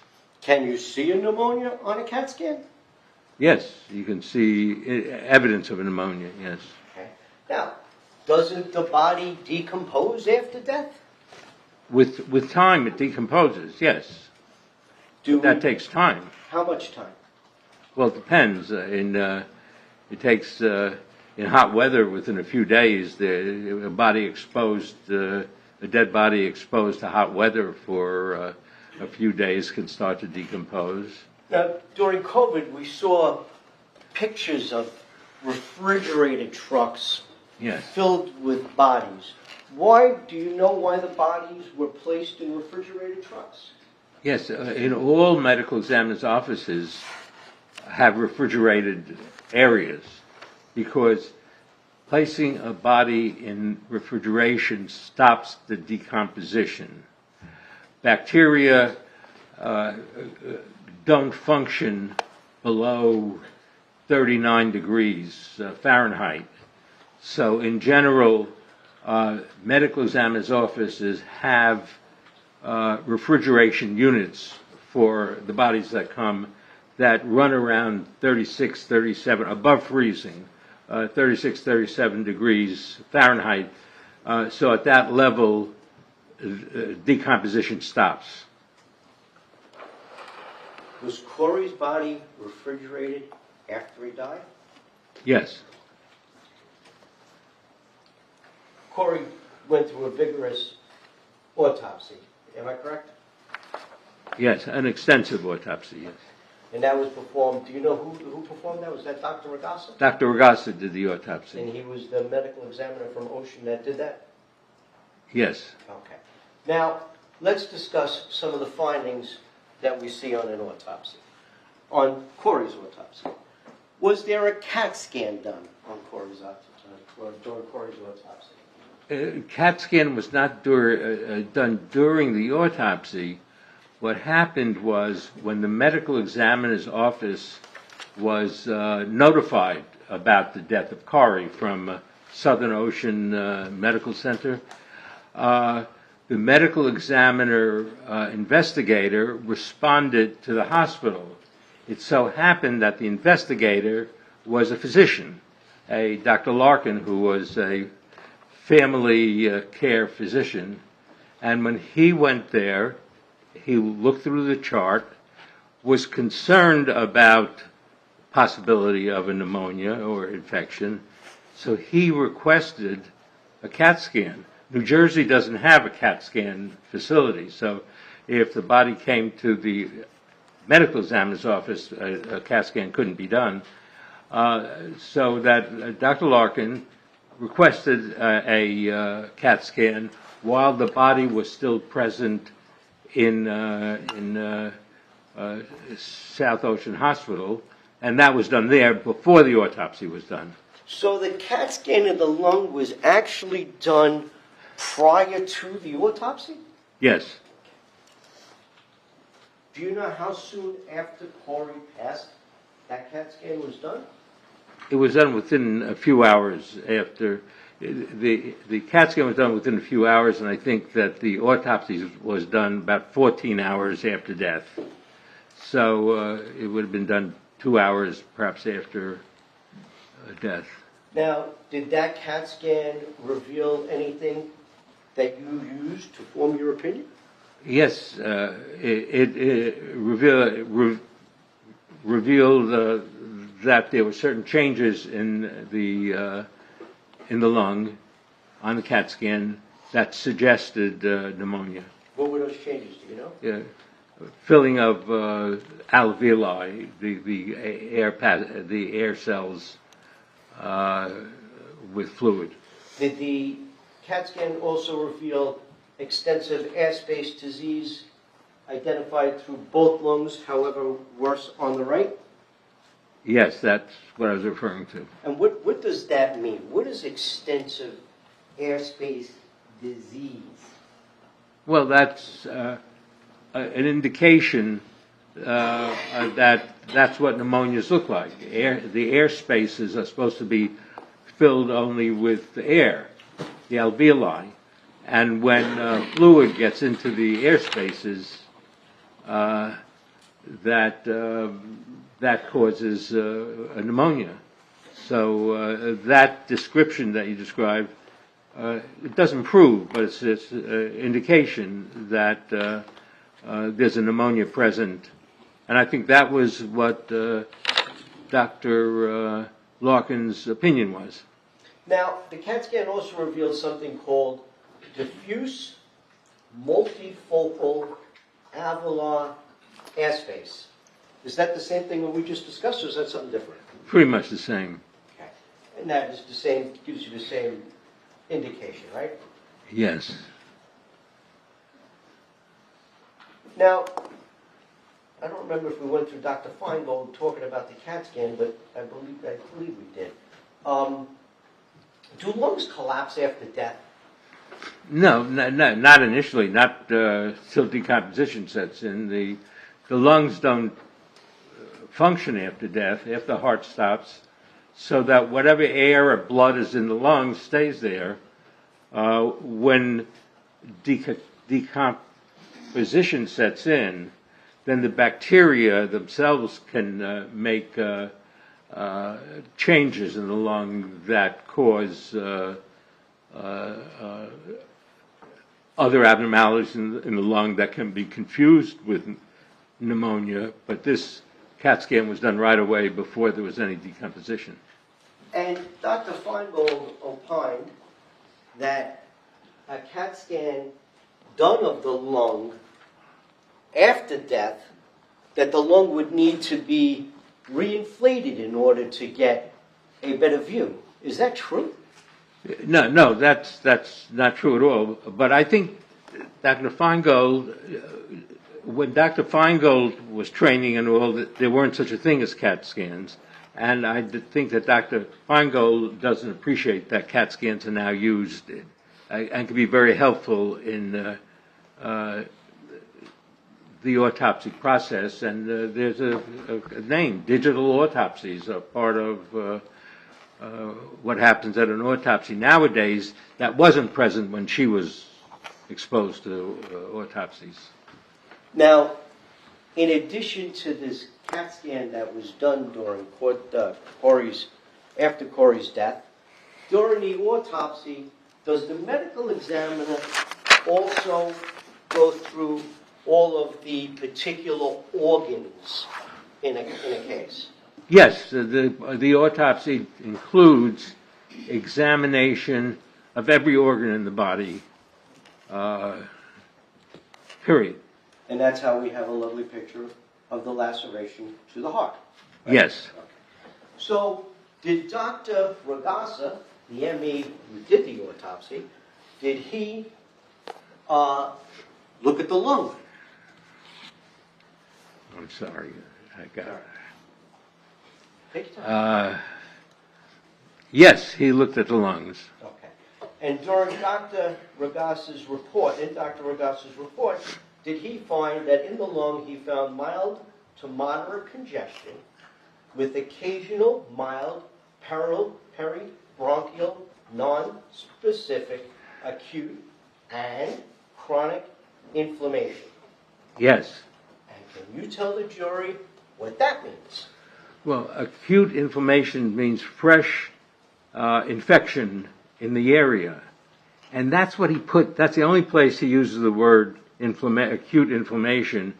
And he puts that in the cause of death. On his cause of death, he first gives the injuries to the heart, lungs, liver, and then says acute inflammation and sepsis is the second part of his autopsy findings. I agree with the acute inflammation and sepsis being the Staphylococcus bacteria that he identified. And I think that part I agree with, but I think the first part is all made during CPR or after the child died. Okay. What is sepsis? Sepsis is an infection through the body. So, in addition to the CAT scan, in addition to Dr. Ragasa's findings of the actual lung itself, were there any other studies that were ordered by Dr. Ragasa with respect to the autopsy, such as a culture? Well, what Dr. Regassa did at the time of the autopsy is he took a culture of the lung. And the only reason he would do that if he wanted to identify the organism that was causing the inflammation in the lung, the pneumonia. Pneumonia is a form of inflammation. And he did that, and the culture, if it's not done properly, can contain lots of bacteria, but when you have just the one bacterium present, that's evidence that it was a proper culture, and that's the only organism that was causing the inflammation in the lung. So now, during an autopsy, we know that there's going to be a dissection, right? Yes. We know that the medical examiner is going to pull out each and every organ and examine it and weigh it, take a picture of it, right? Yes. Is a lung culture normally done on every single autopsy? No. When would a lung culture be done? If the medical examiner is trying to identify the agent causing the inflammation. So, the lung culture, what did it show? The lung culture showed Staph aureus as the bacteria that was present in the lung that Dr. Regassa went to the trouble to take a sample of. What is Staph aureus? It's one of the common drugs around that when it causes infection in children can lead to serious consequences, but it's around us all the time. Would a blood culture be good at finding pneumonia? Blood cultures in people who have pneumonia, blood cultures find the bacterium about 5% of the time. So blood cultures used to be widely used when I was in medical school, but are not so widely used. And some hospitals have stopped doing blood cultures at all because it's positive in a very small percentage of the cases, and it itself can lead to a lot of extraneous diagnoses and work if it's incorrect. So then a lung culture was ordered because it would be the best way to determine whether or not there was actually any bacteria or disease or infection to the lung?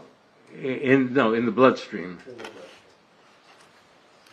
Now, besides the CAT scan that showed pneumonia, and besides the actual looking at the lung that showed signs of infection, and besides the lung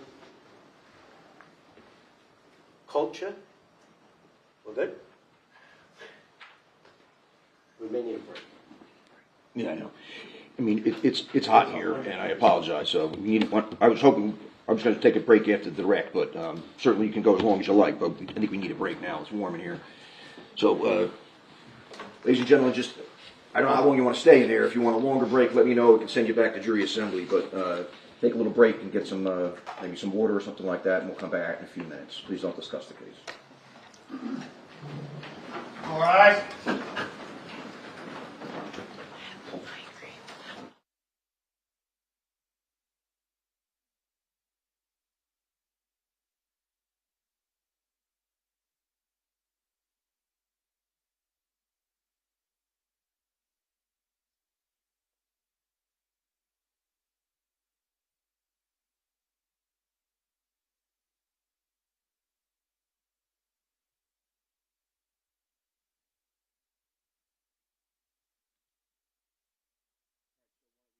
After a little bit, get ready to break. It's 11:15 a.m. Anything outside the presence of the jury from counsel? I know it is. Yeah, I'm going to see what I can do. It's probably hot under that road too. We're on break. Couple of minutes. Not allowed to talk.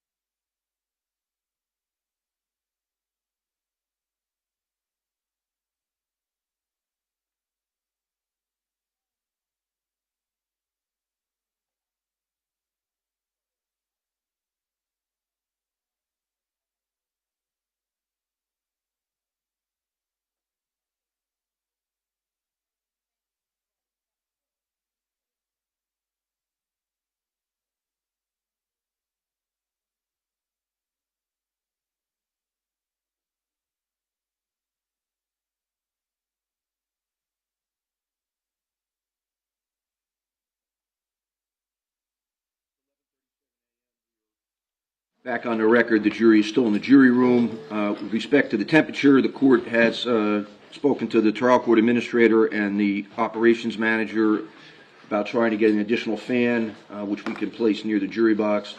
And also the operations manager took temperature readings with an electronic device to advise county buildings and grounds. This is the difficulty with county buildings and grounds, who's in another building across the street controlling our temperature and not realizing what the actual temperature is inside the courtroom, despite whatever it may be set on. So it's clearly been uncomfortable. I was trying to keep an eye on juror number 12. He seemed to be paying attention, but then I saw Mr. Gallucci make a gesture, and I looked over, and it looked like juror number 10 was nudging juror number, juror number 9 was nudging juror number 10 to wake up. I did not see him,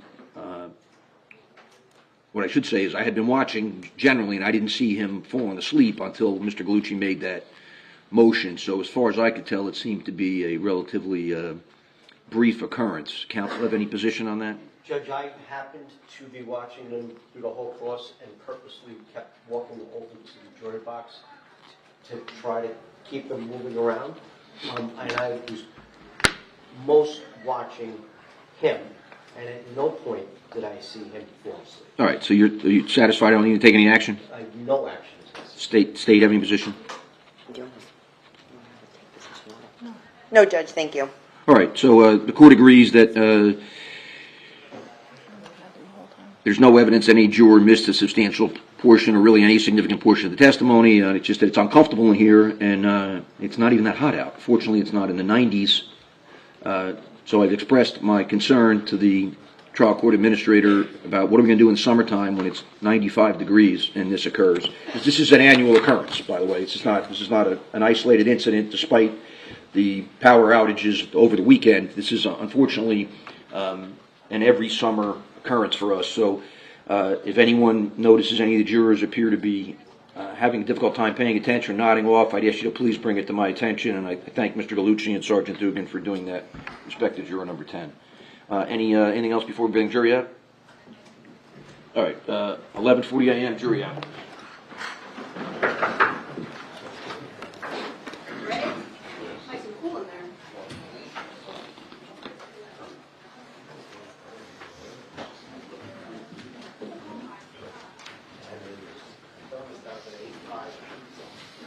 In here? You should be having ice cream. Say the thermostat in here is rated 85. Check that, will you please? Yeah. I turned it down. Okay. It was. I put it on the lowest it could go this morning, and it was 78 then, so it's gone up obviously. But thank you. You can be seated, everyone. Why don't we bring out the black fan, the newer one that's in there for now. I've asked for a fan to be brought in here to be placed near the jury box for you. Unfortunately, the nearest plug is over in the front, and so it's going to require a long extension cord. You don't count because you're going to be hot.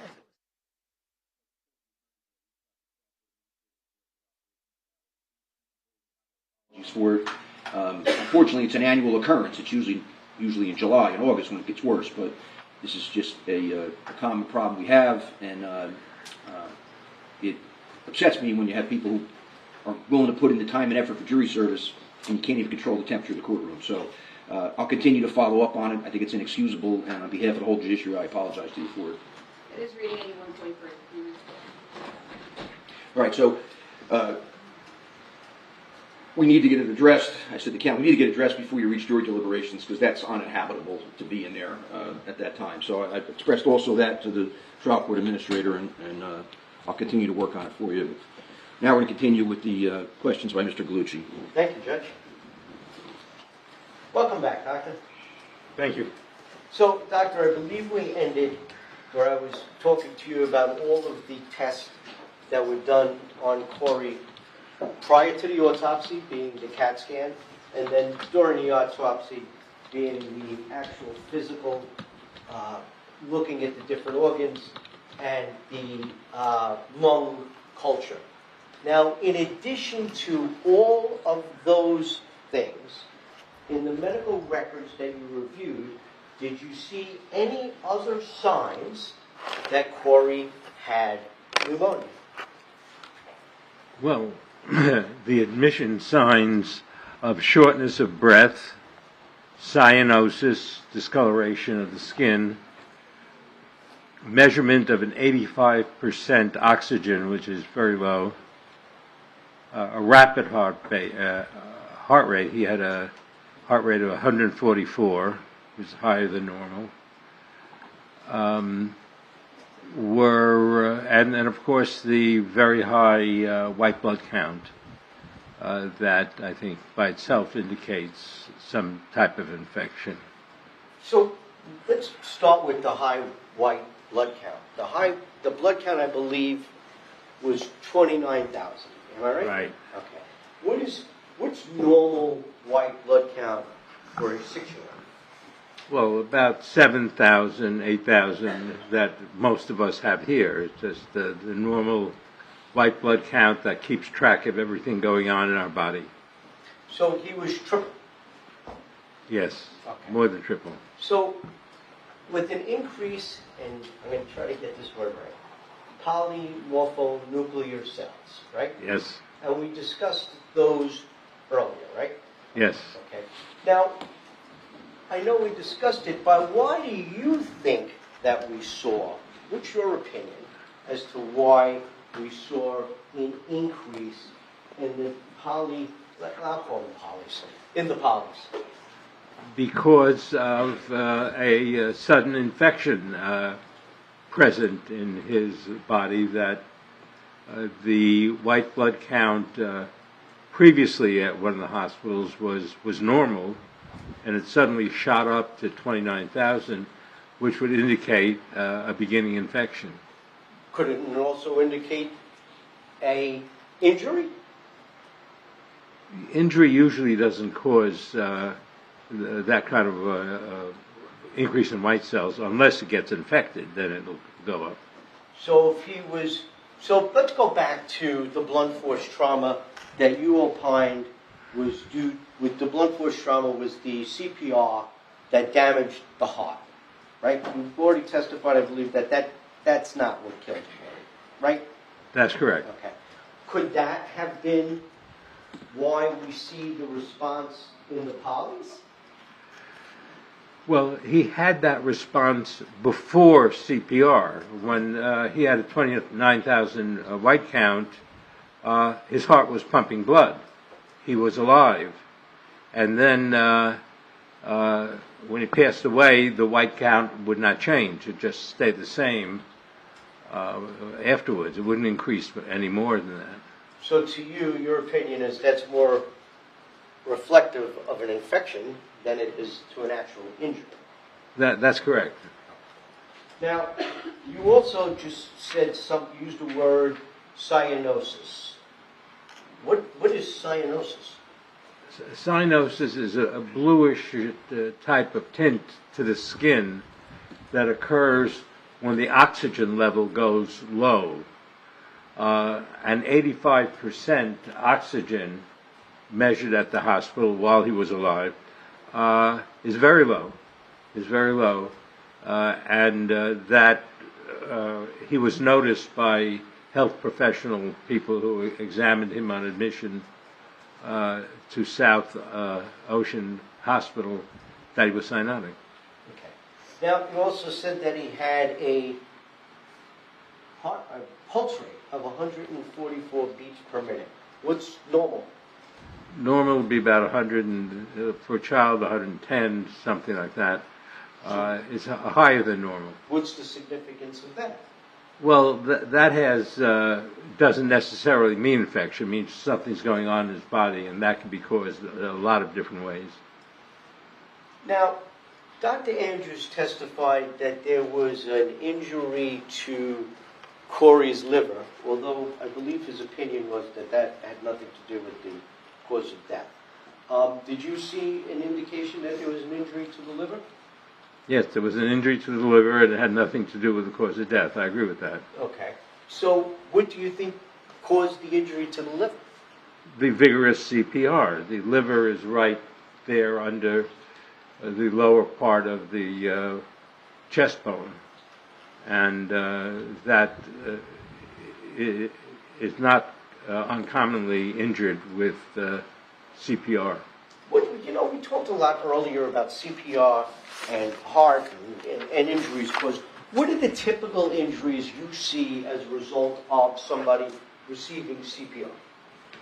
Well, the most typical injury are fractured ribs that occur usually in the older population that more commonly get CPR than the younger population. But it depends on how long the CPR is done and how aggressively it is done. So you don't see a fractured rib because he's 6 years old, right? That's right. His ribs are more pliable at 6 years old than as we get older. So, in addition to the cyanosis,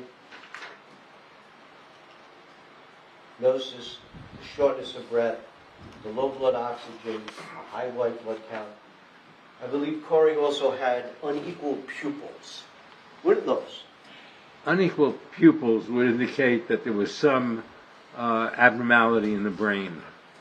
One of the earliest changes that we can see on the outside of the brain is affects the pupils getting bigger, smaller, reacting abnormally.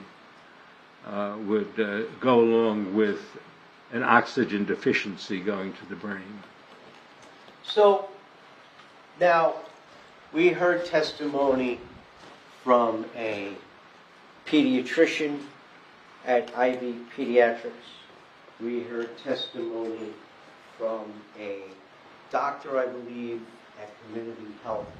We heard testimony from another, no, we didn't hear from Community Health. We heard from a pediatrician at Jersey Shore Medical Center. We heard from a nurse, two nurses actually, no doctors, but two nurses from Southern Ocean Methodist Medical Center. And in every single one of those appearances, an Ivy Pediatrics pediatrician looked at him and said that he was a healthy child. He went to Community Health Center. They did some tests. All of those were negative. He went to Jersey Shore Medical Center. They did some more tests. He was evaluated again by a pediatrician. And they gave him basically a clean bill of health. How can you explain that now, when he gets to Southern Ocean Medical Center, he's got this raging infection? Well, there are a couple of considerations. One is he was brought to all those hospitals because of issues that had arisen as to child abuse, as to the fresh injuries that would require removing the baby from the father. So he went around to the different places, and none of them felt that he should be taken away from the other parent. That all their remarks had to do with Objection, Judge. the injury. You want to approach Sidebar? Yes, please.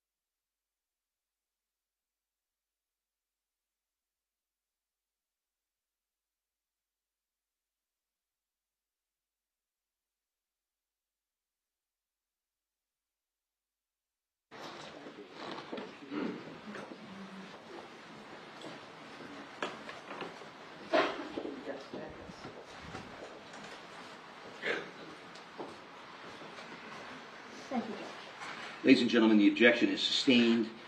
I ask you to strike the testimony about whether or not there was some indication the child should or shouldn't be taken away from one parent or the other. That means even remembering your deliberations, you're not to consider it in reaching any decisions in this case. Thank you. Mr. Micciolo. So what is the job of a pediatrician in an alleged child abuse case? Well, the doctor, the pediatrician or the doctor, would focus on injury, on traumatic injuries, usually injuries to the skin, bruises and injuries to the skin. So I think in those visits to the hospital, there was a focus on the injuries to the skin, period. So now, Dr. Andrew discussed a number of slides.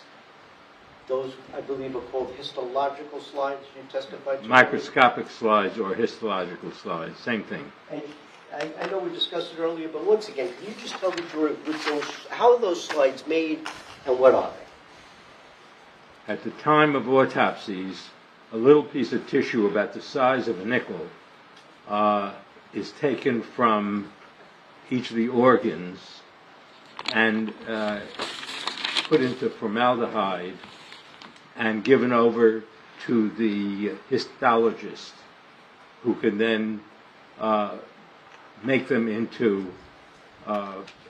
very thin slices that are put on a glass slide, and the doctor can then look at the tissue on light that comes up through the tissue. It's so thin that the light comes up through the tissue, and it's magnified hundreds of times, so that he or she can look at the microscopic appearance of the tissue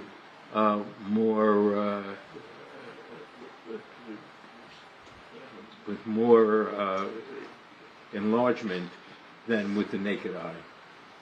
And are they helpful in figuring reasons and things out in the process of the human body?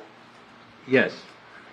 Now, Dr. Andrew testified here about slides once. And by the way, did you look through all those slides? Yes. The same slides that Dr. Andrew received? Yes. He indicated that on slides 172 to 178, there was an indication Judge, of... we're going to object to leading, number one. I mean, this is his witness. Number two, he's not a rebuttal witness in regard to what Dr. Andrew said. It's not within the scope of his expert report. We are objecting at this time.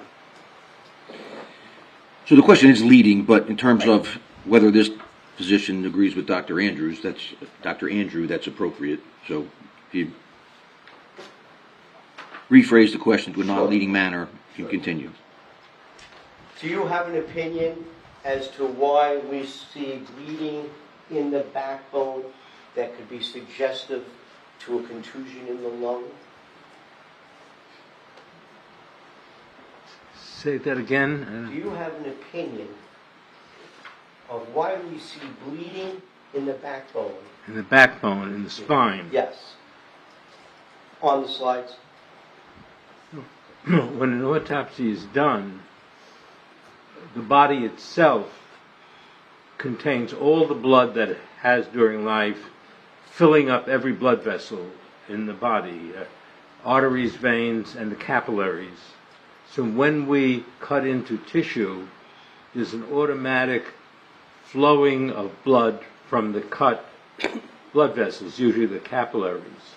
So it's common to have blood, a small amount of free blood on the backbone, in the pelvis, during an autopsy that's created by the autopsy incisions. It's like a garden hose. When the heart stops, it's like the outflow of water is stopped in a garden hose.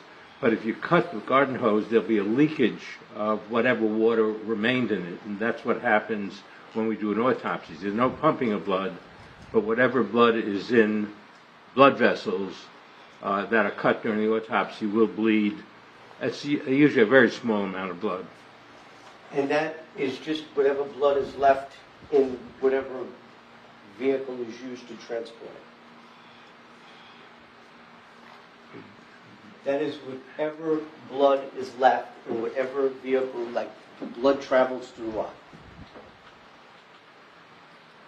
That whatever the blood attaches to by gravity, the blood will flow by gravity and going around the backbone or the back parts of the pelvis is normal. So when you see blood in the pelvis, you would expect to see that in an autopsy? Yes, a small amount. Does blood evaporate once somebody dies? Does blood evaporate when somebody dies? Not during the autopsy. No, it doesn't evaporate. It stays where it is until there's an incision made into the skin that will cause some leakage of blood from the cut blood vessels. Now, a number of doctors testified here about numerous injuries to Corey's body. We had a bruise to his chest, a bruise under his chin, an abrasion to his hip, some light bruising on his back. Did you see those injuries? Yes. In your opinion, did any of these injuries have anything to do with Corey's death? They did not. Dr. Andrew discussed something called stress cardiomyopathy. Do you know what stress cardiomyopathy is? It's a change in heart appearance on X-ray in somebody who has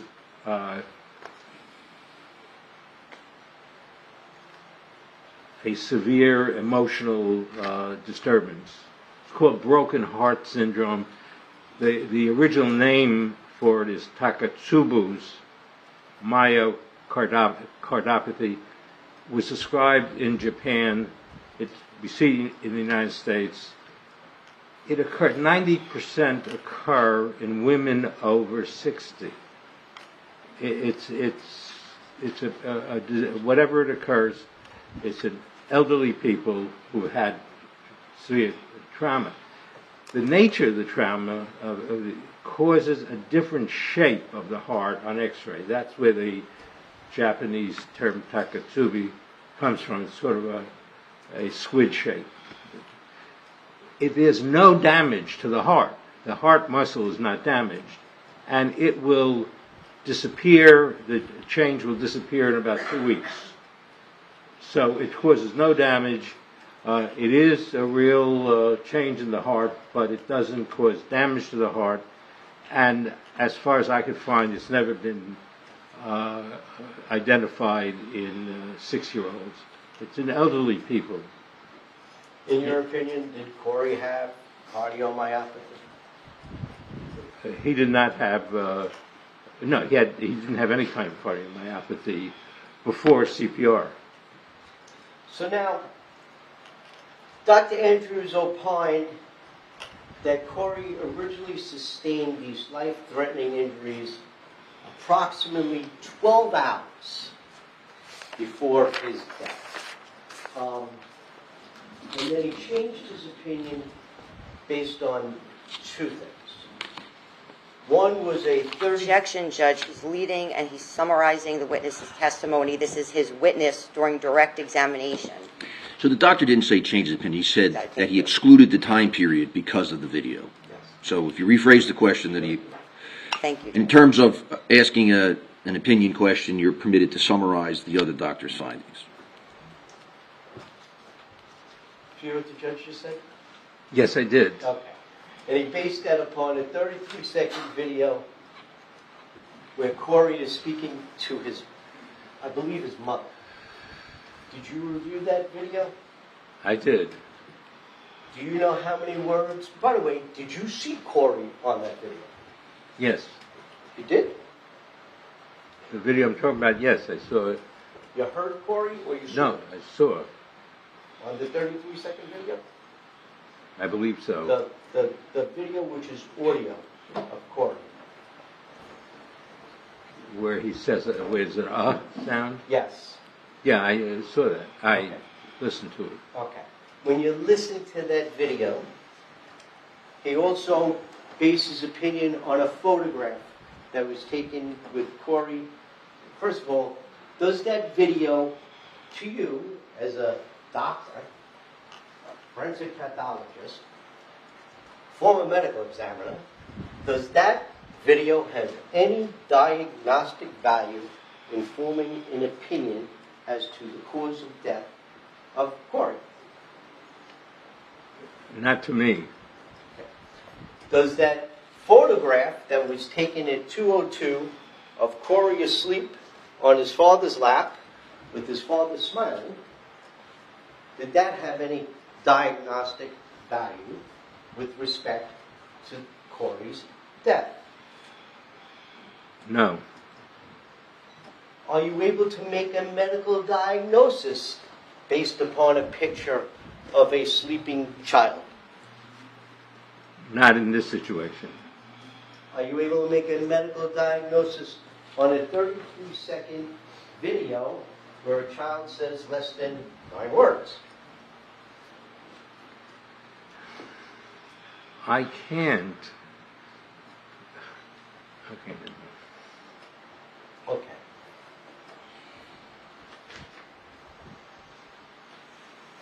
So, let me show you, it's been marked as States number 98. This is a picture of Corey's ear. I forget which ear it is. One of his ears.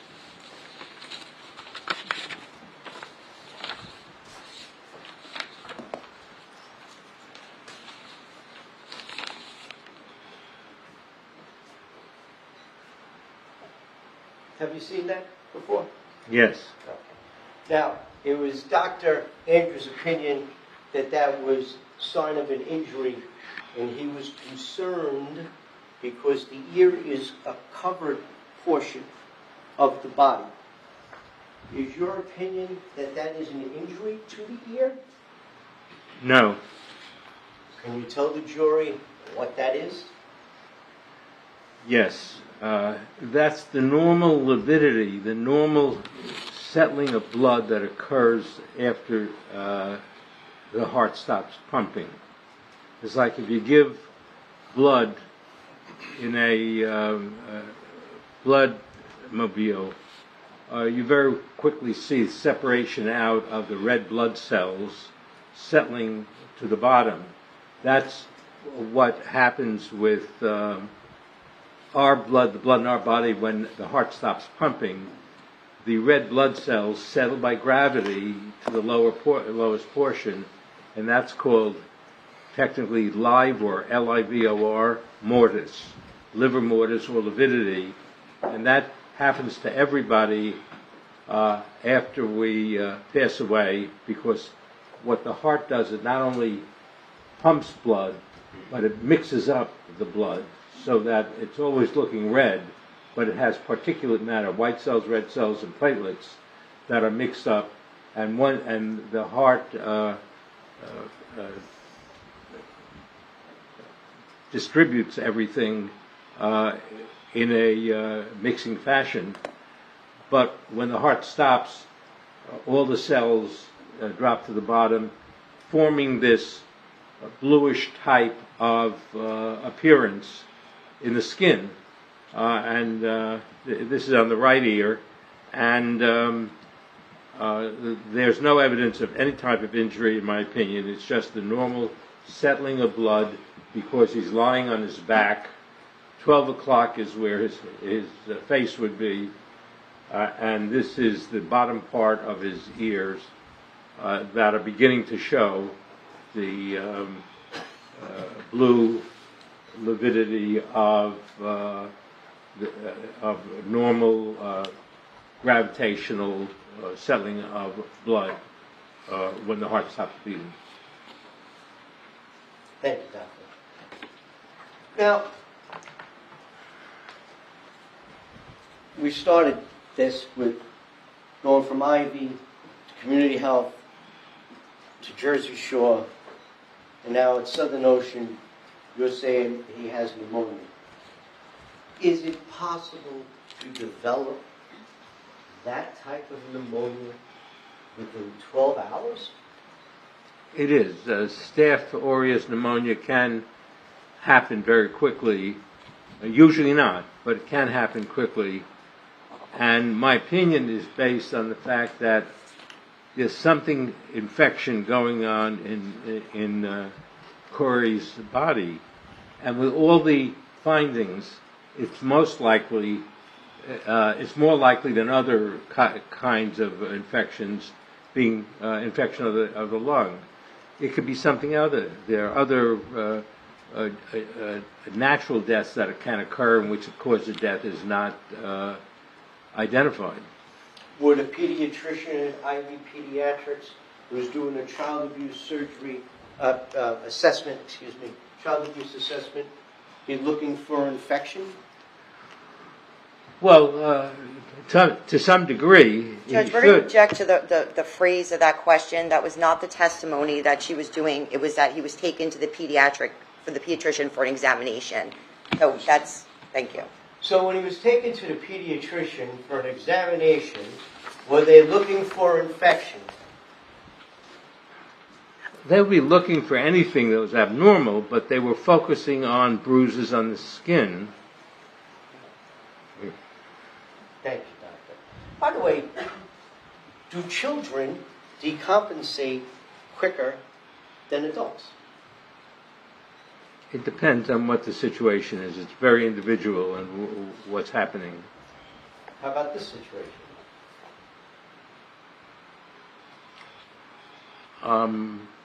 Sure, a Staph aureus pneumonia in a child could proceed very rapidly, yes.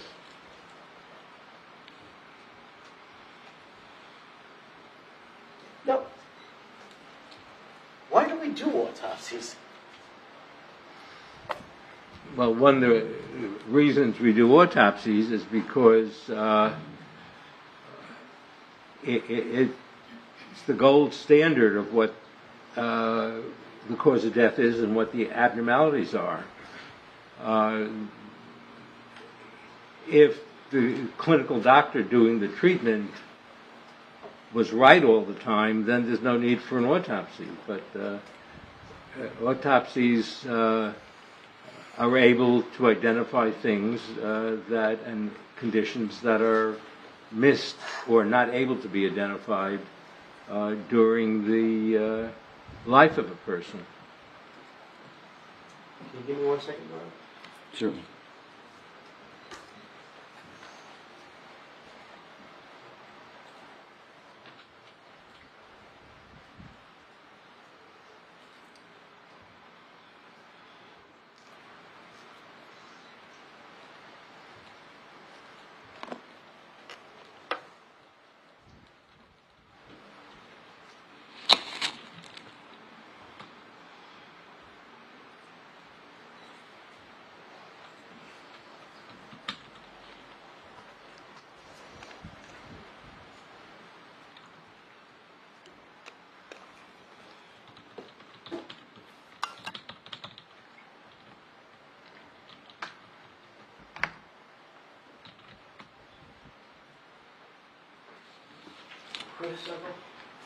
I'm sorry?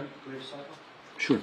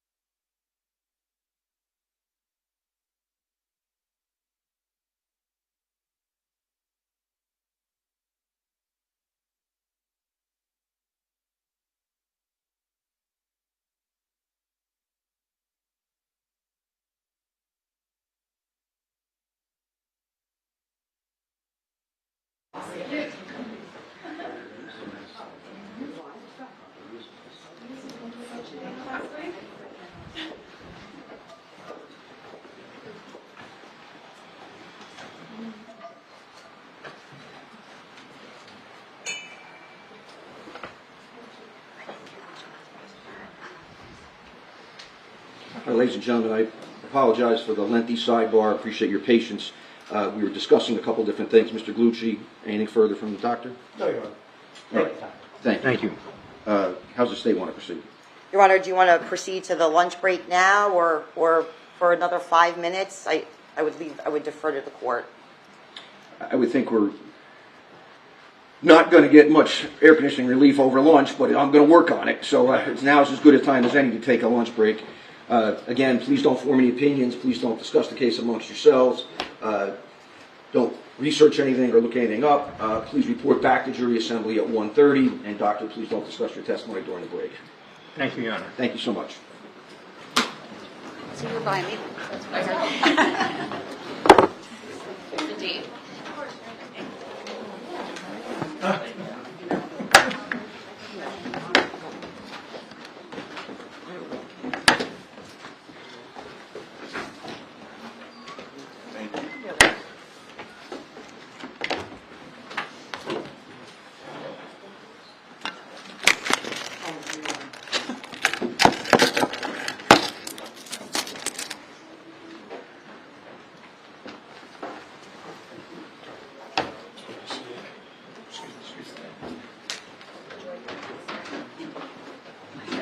Oh, yeah, that's something happening. Sorry. Watch the cord on your way out.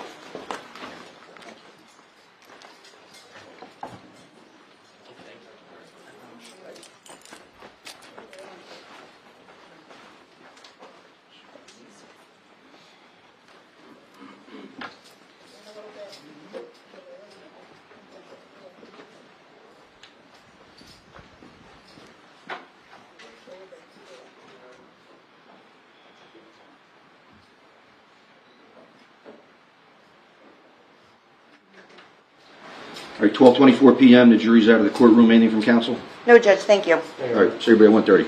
Thank you.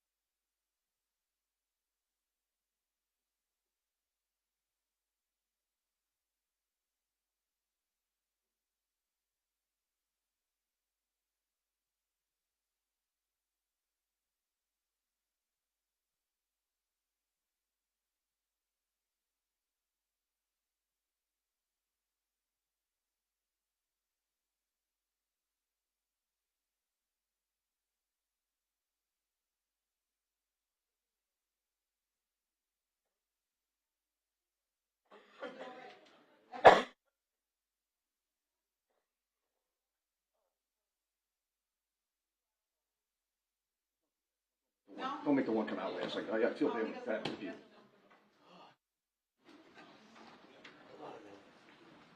Not when they're out. Give me a seat here, folks. Thank you. I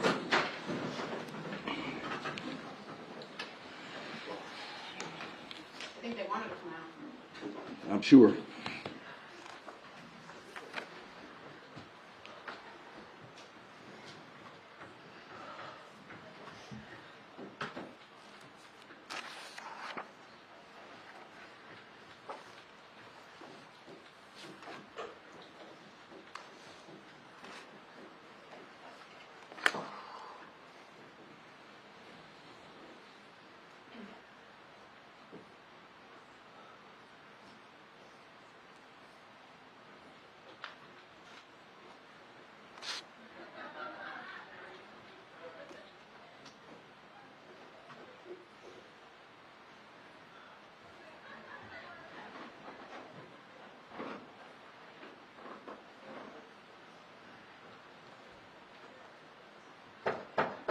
Perfect. Jury out. 1:45 p.m.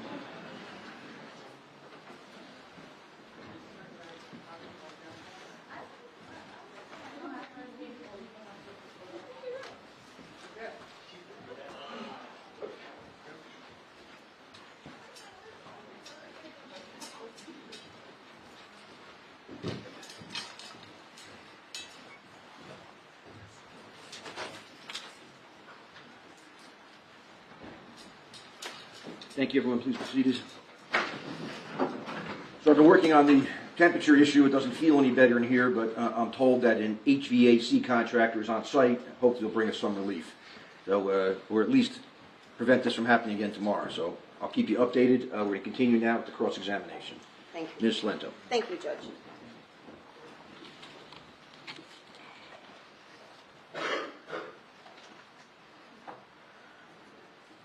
Good afternoon, Doctor. Good afternoon, Ms. Lento. So, Doctor, you're a forensic pathologist, correct? Yes, And you are not a board-certified pediatrician, correct? yes, that's correct. And you are not a board-certified infectious pediatric disease doctor, correct? Yes, And you prepared a report in this matter, right? yes, And you prepared this report on December 4th of 2023, correct? check. Yes, Do you have a copy of your report? I do, Doctor? right here. If I may approach, I actually have a marked copy for purposes of the record. If I may Certainly. approach, I have what's been marked S-168. Certainly.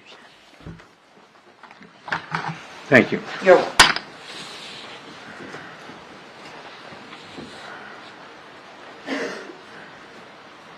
And Doctor, you would agree with me that the purpose of your report is to document your opinions and to document significant facts as to what you relied upon in formulating your expert opinion, correct? That's included in my opinion, yes. And you reviewed various materials in this case, right? Yes, And per your report, you reviewed the Ocean County Prosecutor's Office report, right? yes, Did you review Detective Bromley's report from the prosecutor's office? I don't recall whether I did or not. Did you review the other 11 supplemental reports from the prosecutor's office relating to this case? I have the report I relied upon. Shall I don't remember the names of people. My question was, Doctor, is besides the one report that you talk about in your report, did you review the other 11 supplemental reports relating to this case? The report I looked at is rather thick. I don't know what's included in the distinctions you're making. I have it right here. So besides the report that you reviewed, did you review any additional reports besides the one that you reviewed? If they were not included in the report I looked at, I did not review them. Okay, so you only reviewed the one report from the prosecutor's office, correct? With multiple parts to it, but yes. And you didn't review any of the police reports from the Alcoa, Tennessee Police Department, correct? From the which one? The Alcoa, Tennessee Police Department? I don't believe so. Okay. And you didn't review the reports from the Ocean County Sheriff's Officer's Crime Scene Investigation Unit, right? I believe that's true. Okay. And as a forensic pathologist doctor and someone who has performed numerous autopsies, the facts surrounding a death or the attendant circumstances surrounding a death should be considered in determining the cause and manner of death, correct? Yes. And you have been published before, and you have said yourself that the manner of death is riddled with details, correct? The manner of death is riddled. I don't think Did I you used say the that, term Doctor? riddled. Riddled with details. Aren't those your words, doctor? Not that I recall, but the manner of death includes many different types of information. Okay. And in this particular case, doctor, are you aware that when Corey went to school on March 22nd, he had a bruise on his forehead and was sent to the school nurse? I believe so. That sounds familiar. And you did not consider that in your opinion or include that detail in your report, correct? I didn't consider that it had any relationship to the cause of death. And you also didn't put that fact within the report that you prepared, correct? I may not have, right? So, doctor, are you aware that Corey's first grade teacher saw him the next day on Tuesday the 23rd, and she saw a bruise and was concerned? I don't recall that. And are you aware that on Sunday, March 21st, Corey's grandparents, Carolyn and David Gregor, saw a bruise on Corey's forehead, and there was a family discussion about this bruise? I remember there was a discussion in general about a bruise on his forehead, but I don't recall the details that you're referring to. And you did not put that detail in your report, correct, doctor? That's correct. And are you aware that Corey's mother saw an imprint bruise and scrape on his chest when she was with Corey on March 23rd of 2021, where Corey was scared and upset, correct?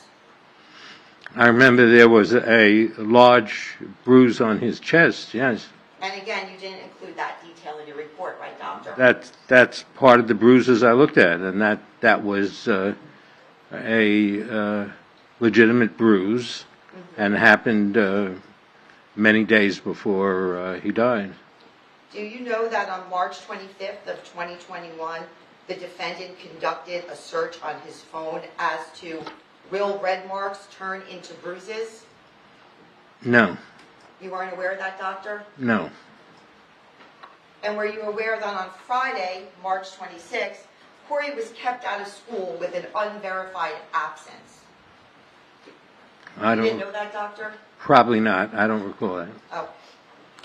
And are you aware that on Sunday, March 28th, Corey's mother observed a large bruise on his chest and fingerprint bruises? And I'm sorry. And what? Fingerprint bruises, as she described in her testimony? I don't know what fingerprint bruises are, but I do recall the large bruise on his chest. Yes. Okay, and you didn't include that detail in your report, right, doctor? That is. I had that to consider, and I didn't go over every bruise, but because I recognized them and I referred to them, but I didn't think they had anything to do with his cause of death. Okay. And are you aware that on March 28th, officers from the Barnegat Township Police Department also saw this bruising on Corey? Not specifically, but others had. I understand. Are you aware that Corey's teacher saw bruises on Corey on Monday, March 29th, 2021, while Corey was attending virtual school on the computer? I don't recall that. Okay.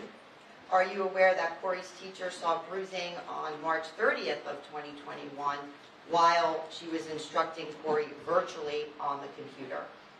I don't recall that. Are you aware that Corey's teacher saw marks on Corey's face when she saw Corey virtually for school on March 31st of 2021? I don't recall. So, doctor, you didn't consider that Corey's teacher, the person who would be with him every single day, was concerned about bruising and saw this on Corey's body in formulating your opinion as to cause and or manner of death? My opinion as to cause and manner of death were dependent on the findings at the time of death, and that whatever injuries and bruises which I looked at and which Dr. Ragasa described did not cause or contribute to his death. It was my opinion after looking at the various bruises, and I agree with Dr. Ragasa that it had nothing to do with his death.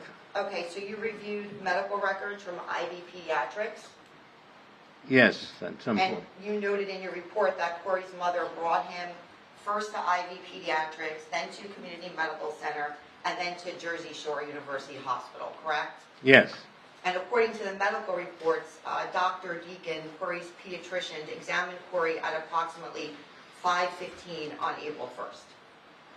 that sounds right. And Corey told the doctor that he had bruises from playing football and when he fell, correct? Yes, And during this pediatrician's visit, Corey had no fever, correct? there was no fever mentioned in the report. And Corey's throat was not red, right? That is my understanding, yes. His lungs were noted to be clear, right? Yes, His lymph nodes were not enlarged, correct? yes, And his breathing was normal and quiet, correct? I believe so at that time. And he had full breaths, right? I'm sorry, he had, Corey had full breaths was the description, correct? yes,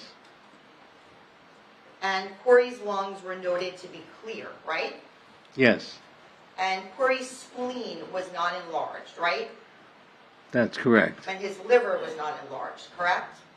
That's correct. And the pediatrician noted 14 areas of bruising and or contusions located on Corey's body, right? Yes, The pediatrician then sent Corey and his mother to the hospital for blood work, right? yes, And Corey was examined by the pediatrician approximately 24 hours before he was pronounced, correct?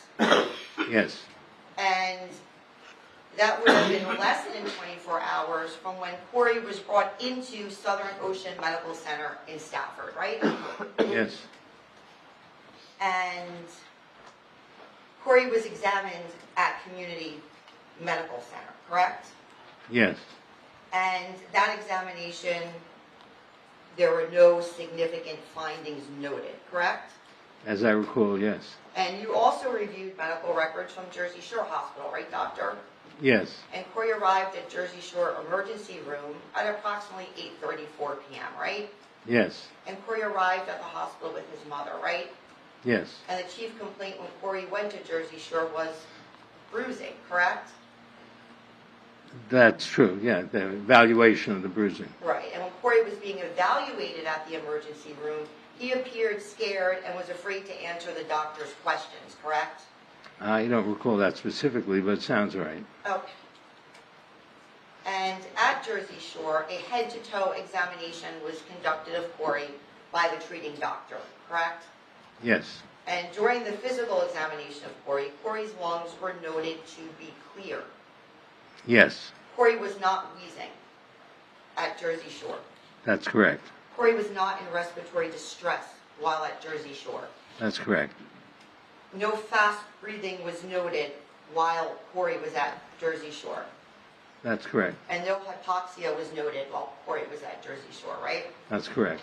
And there were approximately 12 different bruises or lacerations noted on Corey's body in various different stages of healing, documented by the doctor at Jersey Shore, right?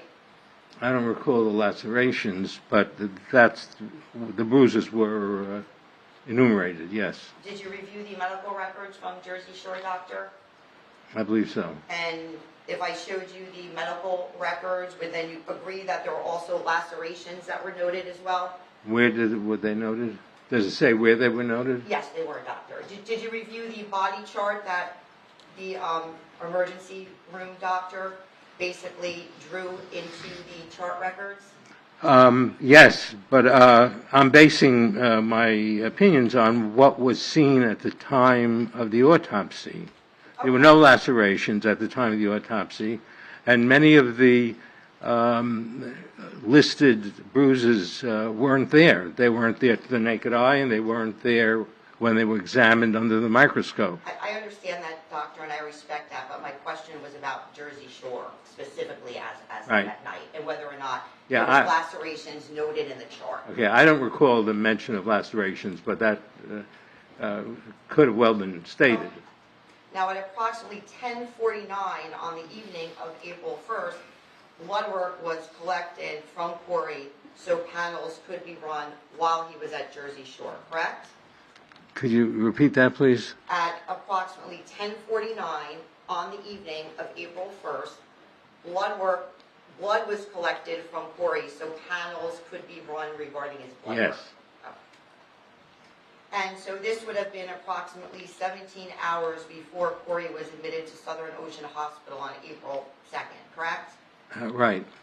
And Corey's white blood cell count was within normal limits about 17 hours before he presented at the hospital the next day, correct? Yes.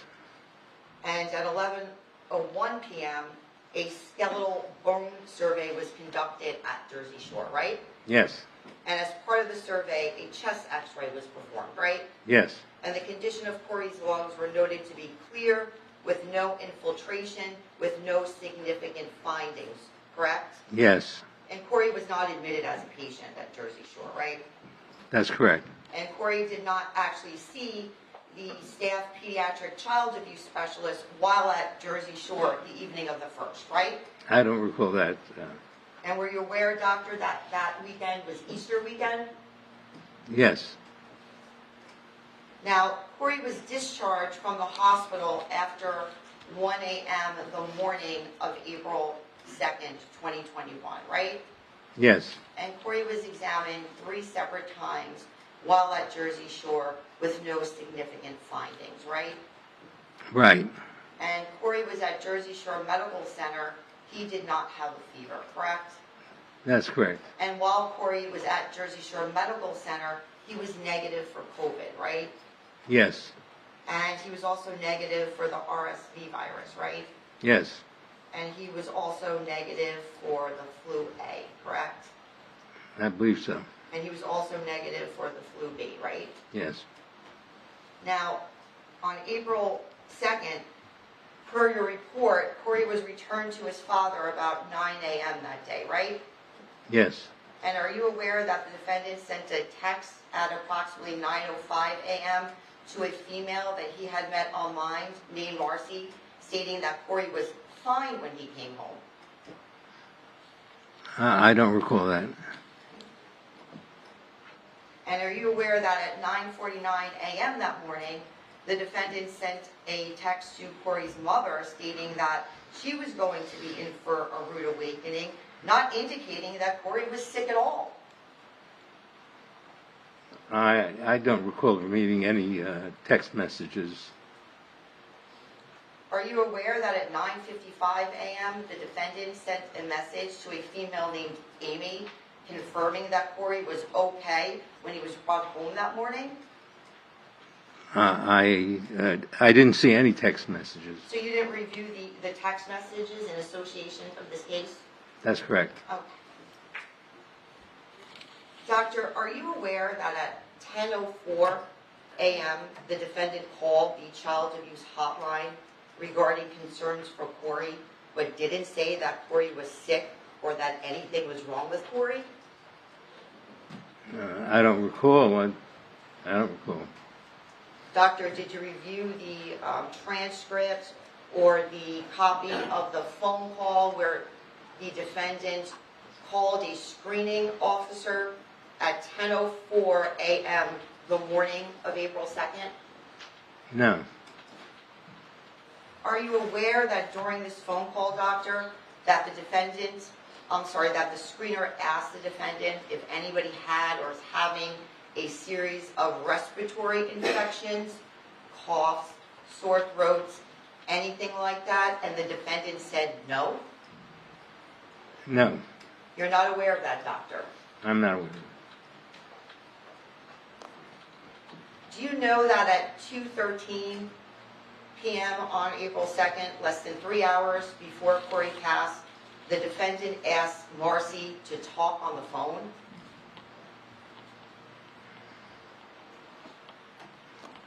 The defendant asked who? Asked Marcy, the girl who he had met online, to talk on the telephone. No, Are you aware at 3:22, about 25 minutes before Corey presented at the emergency room at SOS, the defendant sent a message to Marcy, "I'm so excited, ha ha." no, Okay. Do you know that at approximately 3:08 p.m. on April 2nd, the defendant conducted a search on his phone for lost consciousness, sleepy, and nauseous? no, And did you know, doctor, that the defendant deleted this search from his cellular phone? no, And were you aware that the defendant deleted his text messages between himself and Corey's mother for days around the time when Corey had passed? no, Are you aware that at approximately 3:30 on the 2nd, the defendant spoke to Corey's mom on the telephone and told her that he was bringing Corey to the hospital, but didn't tell her what hospital he was actually taking Corey to? I don't recall that. Doctor, did you review the surveillance videos from Southern Ocean Hospital? Did I review the? Surveillance videos from Southern Ocean Hospital? No, Okay, doctor, you didn't review multiple different surveillance videos from Southern Ocean Hospital where the defendant is seen taking Corey to the emergency room and taking him from the back seat of his car. You didn't see that video? no, Did you see the video when Corey presented at Southern Ocean Medical Center where you can see the condition that Corey was in when he actually presented to the hospital? I don't believe so.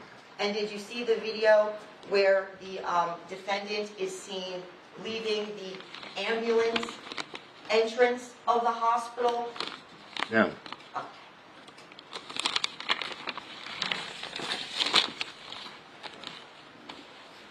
Now, you said, doctor, that you reviewed the medical records from Southern Ocean Medical Center, right? yes, And Corey arrived at the hospital. He was taken into room 6 in the emergency room, right? yes, And when Corey was taken into room 6, at that point, blood was drawn from Nurse Doyle about an hour before Corey was pronounced, approximately, correct? I'm not sure of the timing, but sounds right. Okay. And are you aware that when the defendant provided a case history as to what was going on with Corey, the defendant was described as clinical in his demeanor?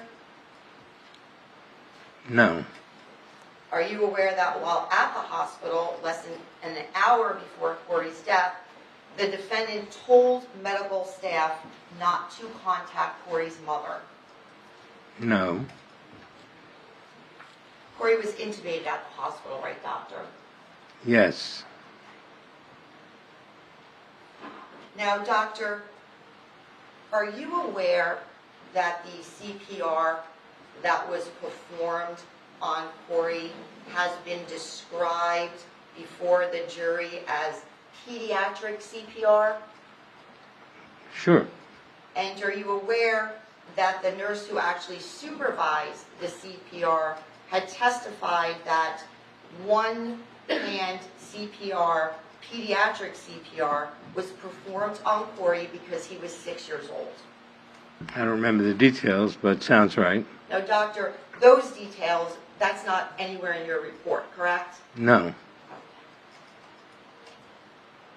Now, doctor, are you aware that the defendant was noted to be at Corey's bedside at approximately 4:51 p.m. while at Southern Ocean Hospital? Say that again? Are you aware from the medical records from SOCH that the defendant was noted to be at Corey's bedside at approximately 4:51 p.m. that day on the 2nd? Not specifically, no. Are you aware that Corey was pronounced at approximately 5:03 that day? Yes, And are you aware that the defendant left the hospital about 17 or 18 minutes after Corey was pronounced? no, Did you review the surveillance video from the hospital where you can see this? As we no, talked about before, where he's leaving the ambulance entrance of the hospital? no,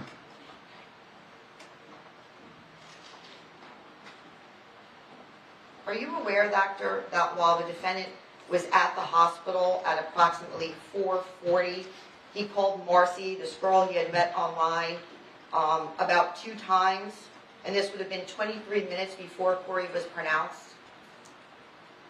no, Are you aware that the defendant did not answer calls from Corey's mother at 5 p.m. and 5:04 p.m.? no, Are you aware that defendant's father told his son that he was going to call the police, and when the defendant's father got to the hospital, the defendant had left? no, Are you aware that the defendant searched, can your phone be tracked in airplane mode at 6:10 that day, and then searched, can my car be tracked at 6:10? no, Are you aware that the defendant then put his phone in airplane mode at approximately 6:31 p.m.? no, Are you aware that the defendant didn't put his phone back on until approximately 2:19 the following day? no, Are you aware that when the defendant put his phone back on, he was in Arkansas by the Texas border? no, Are you aware that the defendant spoke to his father in a 25-minute phone call where his father told him to come back, and only then did he turn around and start heading east, doctor? no, Now, doctor, you talked about in your direct testimony this post-mortem CT scan, correct? Postmortem is, I'm sorry? You talked about in your direct examination this post-mortem CT scan which was performed, correct? That the postmortem CT scan was a what? Was performed on Corey, correct? Yes, Okay. And this scan was actually ordered by Dr. Larkin, right? yes, And Dr. Larkin is not a medical examiner, but he is an investigator with the Ocean County Medical Examiner's Office, correct? he's a physician investigator, yes. Right. And he's not a forensic pathologist, correct? No, he's a family practice doctor. Right. And the post-mortem CT scan of Corey's lungs was taken about 3 hours after Corey passed, correct? That sounds right. And the scan was interpreted by a clinical radiologist who was working at the hospital, correct, doctor? It was interpreted by a radiologist. I don't know the exact title, but it was interpreted by a radiologist who interprets CAT scans. Right, and the scan was not interpreted by a forensic pathologist, right, doctor? That's correct. And it was not interpreted by a pediatric infectious disease doctor, correct?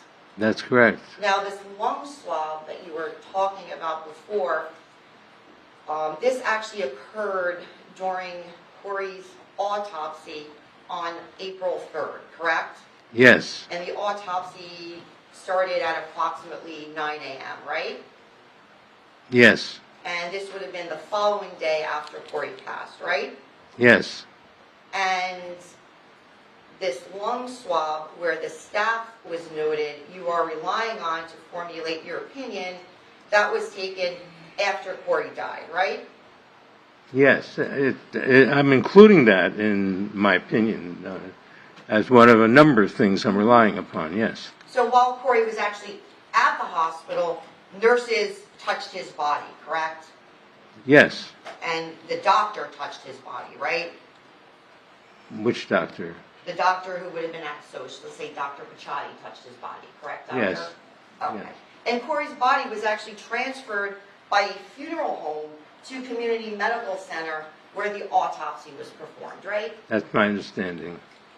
And now, doctor, while Corey was alive at the hospital in SOCH, blood was drawn, as we said before, about an hour before he died, correct?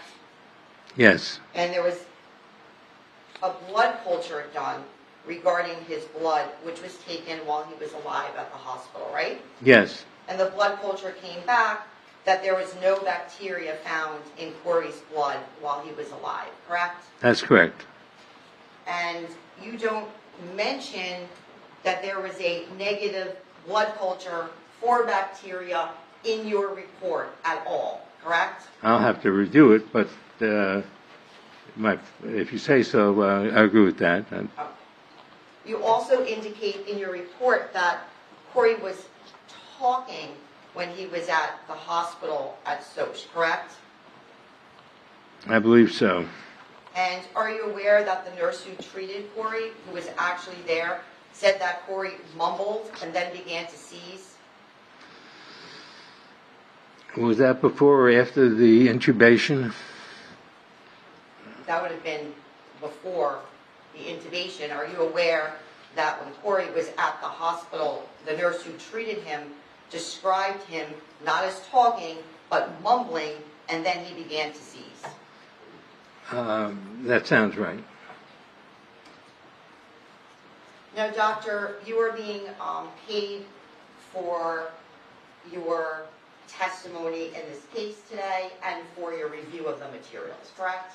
I'm paid for the time I spend, yes. And before, during your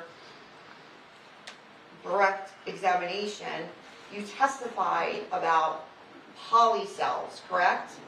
Yes. And again, doctor, nothing about these polycells is listed in your report whatsoever, correct?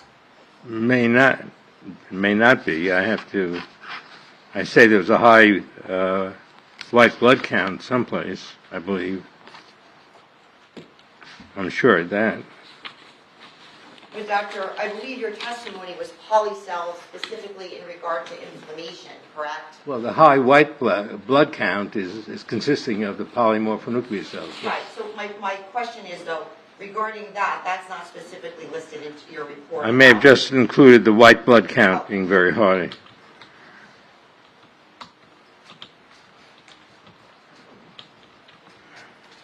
Now, doctor, before you came to court today, you watched Dr. Andrews' testimony, correct? No, I think I received a transcript. I read it. Okay, so you reviewed a transcript of Dr. Andrews' testimony Yes. before you came to court today. Yes. And you also reviewed a transcript of the infectious disease doctor's Dr. transcript as Feingold, well. yes. Okay.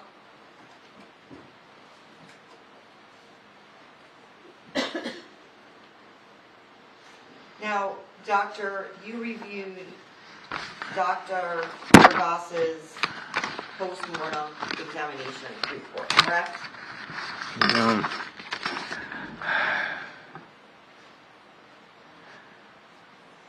Okay, you see, I'm agreeing with you too much. I have a sentence here, 29,000 white blood cells with an increase in polymorphonuclear cells, an indicator of infection. I do mention that. Okay. I was talking about the inflammation part, but that's okay, doctor. So again, you reviewed the post-mortem examination report authored by the Ocean County Medical Examiner's Office, correct? Yes. And the autopsy was performed by Dr. Vergasa, as we said, on April 3rd of 2021, right? Yes. And in this report, Dr. Vergasa concluded that there were multiple contusions with different stages of duration, correct? Yes. And he also concluded that there was an epicardial contusion with myocardial laceration with acute inflammatory reaction, correct? Yes. And Dr.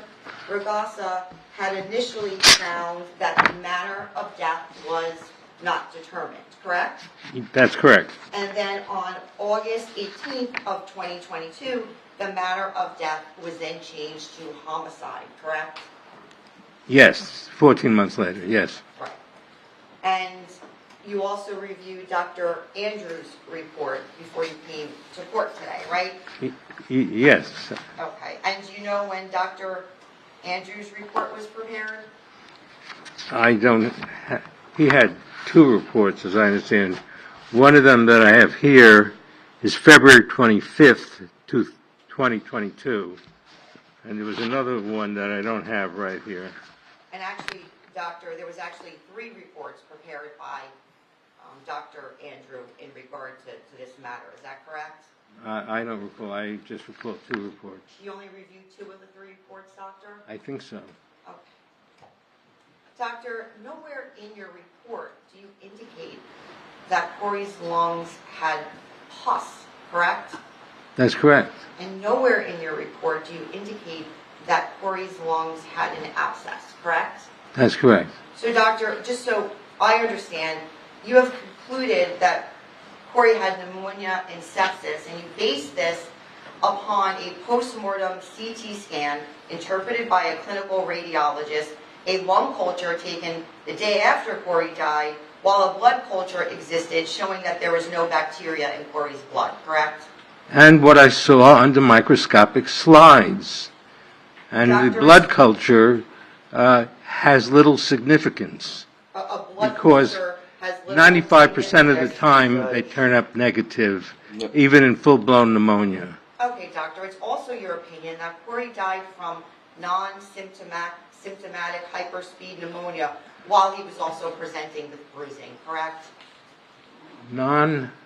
Symptomatic hyperspeed pneumonia while he was also presenting with bruising, correct? That's my best opinion based on the information available. That's right, that the bruising had nothing to do with the death, Right. and that he had symptoms of bronchopneumonia, and X-ray and autopsy findings of that, but that it's not my definite conclusion. It's that that's the most 55-60%. It's more likely than not the most likely cause of his death, even though there are other natural conditions that could also have been missed at autopsy. So, Doctor, you're not with absolute certainty that that's the way that Corey died? I'm absolute 100%. You're not absolutely Objection, certain Judge. that's the way? He's answering the question. Well, I thought he answered it with a request for clarification. So go ahead, Ms. Linton. Thank you. So you're not absolutely certain that that's how Corey died because, as you just said, there could have been other possibilities, correct? You're confusing what I'm saying. I'm absolutely certain that he didn't die of cardiac trauma, as was Dr. Regassa when he did the autopsy. Put down after the heart disease question CPR right on the first day that he looked at those injuries. So I'm certain he did, and from the fact that you can't live more than a couple of minutes with that kind of injury, I'm certain he didn't die of heart and liver and lung injury. I think the most likely cause of death is some kind of pneumonia that developed that evening after he went to a number of hospitals where he could have picked up that bacteria. But that's the most likely, but I'm not saying it's definite. Okay, Doctor, I appreciate that. And you also said during your direct examination that Corey could have died from sudden, unexpected 6-year-old death syndrome? Yes, sudden, unexpected, sudden, unexplained death in childhood, which is a cause of death that is listed hundreds of times every year in children who die like Corey, where the cause of death isn't certain. Okay, so the cause of death is not certain, and are you aware, Doctor, that Corey was almost 7 years old when he passed? Yes, I am. Thank you, doctor. No further questions. Thank you. Mr. Palucci, any redirect? You did agree with her a lot, right? Well, she is a very good attorney. Right? And you agreed with her. I'll take it. And you agreed with her because what she was asking you was true, right? That's correct. So you did not review what his teacher, Kim Peace, noted when he was in school at the time, did you? I did not review that. Okay. And by the way, had you reviewed that Kim Peace, when he was in school on one day, saw a bruise to him, would that affect your opinion as you sit here right now and you testify about how Corey died? It would not have changed my opinion as to the cause or manner of death, which is most apparent from, well, different reasons I gave. Does Christopher's internet searches have anything to do with a forensic pathologist's diagnosis as to cause and manner of death? No. Does Christopher's conversations with two separate females have anything to do with the forensic pathologist's cause or manner of death? No.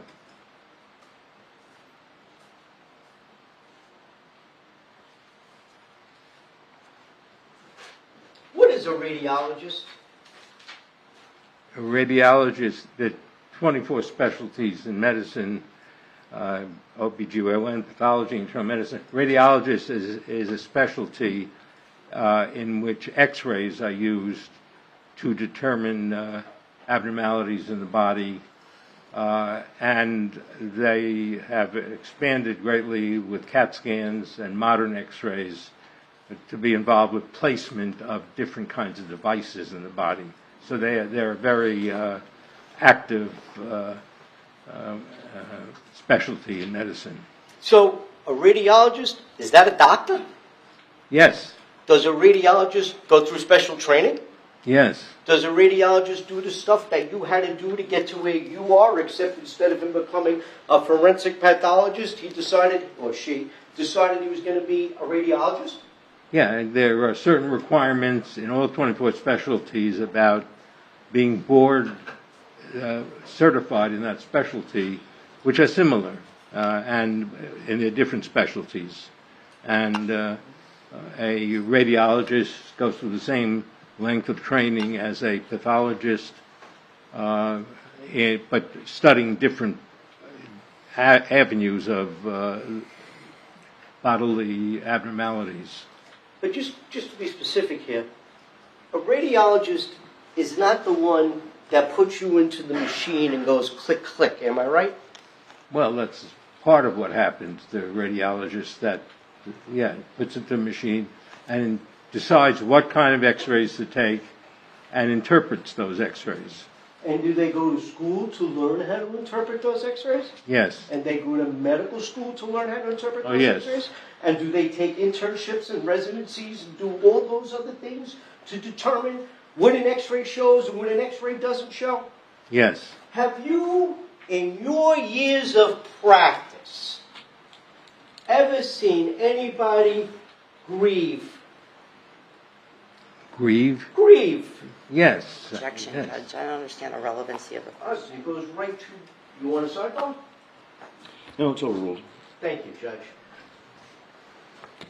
In all your years of practice, do all people grieve the same way? No, absolutely not. People grieve in totally different ways and react to the death of a loved one in different ways. And there's no just one way that people are upset. Absolutely not. Now, did the fact that Christopher left the hospital and drove to Arkansas and came back have anything at all to do with your diagnosis as to cause and manner of death? No.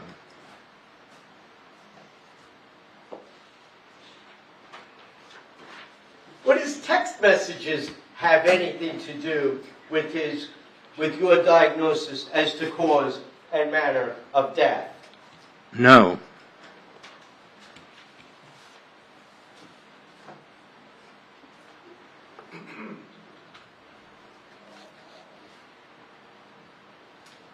Miss Lento, these blood cultures, brings up blood cultures. We've heard a lot about blood cultures from a number of experts. Once again, can you tell the jury the significance of a blood culture? Judge, we're going to object. This has been asked and answered 5 times already. I mean, it was explored on both direct and cross. It can be explored on redirect a little bit. Thank you, Judge. Yeah. Blood culture is taken to try and find if there are any bacteria growing in the bloodstream. In a person with an infection, such as pneumonia, sometimes bacteria are found, and this doesn't determine the cause of the infection. Pneumonia is based on different things, but it would determine the bacteria and the susceptibility of the bacteria to various antibiotics that might be given. So it can be valuable, but studies have shown that in 95% of the time, even in somebody with a pneumonia, it doesn't pick up bacteria unless it's done repeatedly over a period of time, and then it'll pick up maybe 10 or 20%. But not a single blood culture negative does not rule out presence of a pneumonia. Ms. Lento, on her cross-examination, brought up the fact that when he was at the hospital at Southern Ocean Medical Center, that he was touched by doctors, that he was then touched by doctors at Jersey Shore Medical Center, that he was touched by a funeral parlor person who brought him to whatever place they did the autopsy, that he was probably touched by a number of people during this. Does that have anything whatsoever to do with your diagnosis as to cause and manner of death? No. Is it of any significance whatsoever to this case? Well, it may have significance, but it has no significance to the cause and manner of death.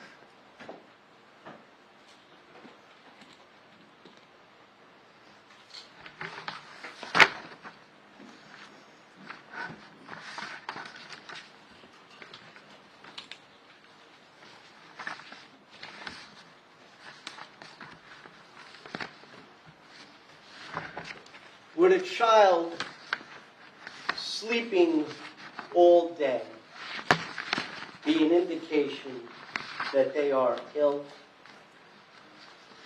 Not necessarily.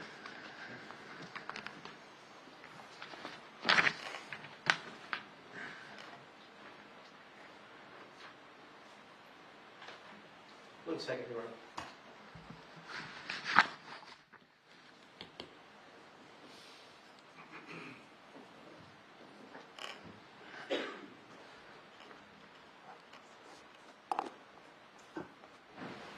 Ms. Lento mentioned a number of bruises that were documented at Ivy Pediatrics, that were documented at Community Health, that were documented at Jersey Shore Medical Center.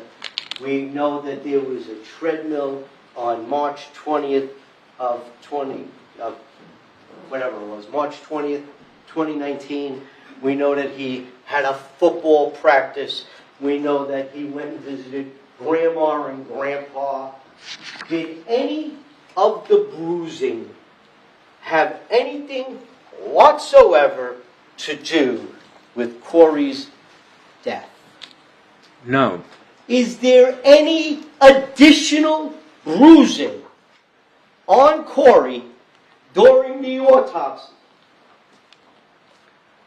No, the autopsy, in fact, Dr. Ragasa was careful to take microscopic sections of all of the indicated bruises and found that under the microscope there was no hemorrhage. You have to have a hemorrhage in a fresh bruise. That in more than half of them looked like bruises, but they weren't. And the bruises that were present were healing bruises from a time period before, not from the time of death or around the 24 hours before death, except for the bruises caused by CPR. And that would be the damage to the heart, Yes, the damage to the liver. yes.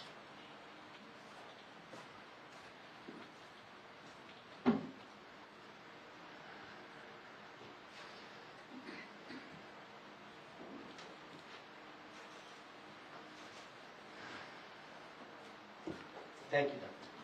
Thank you. Any recourse? No, Judge, thank you very much. Doctor, thanks so much for coming in. Thank you, Your Honor. Take care, sir.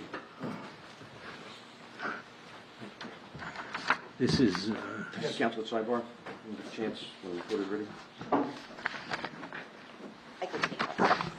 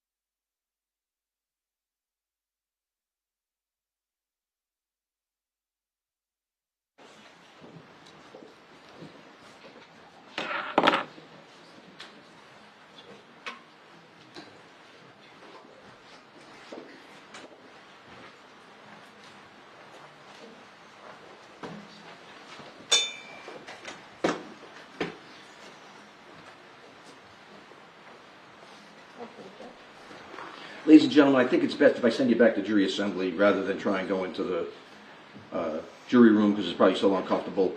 We need to determine what the status of any additional witnesses are and things like that. So it's going to probably take us a little while to do that. So if you go over there, just relax and we'll call for you as soon as we can. But, all right. If you need to take anything, that's fine. But either way, you'd have to bring it back here. So you can also leave things in the jury room if you need to as well.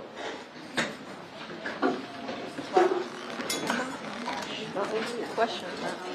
Take your snacks, we have anything. Take it with you.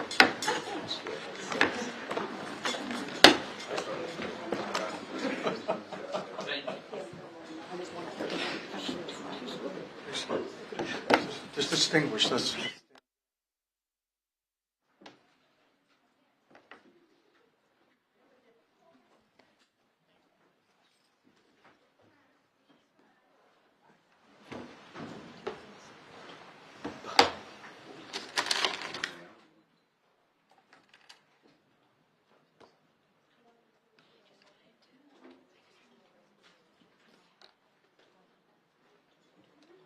Okay. I got that. Thank you.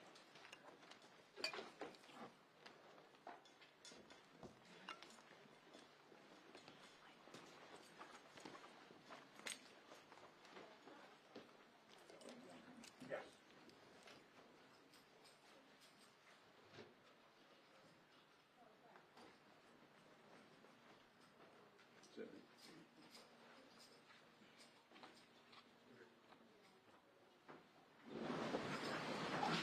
Your Honor, the juror wanted to remind you on Friday about the wedding.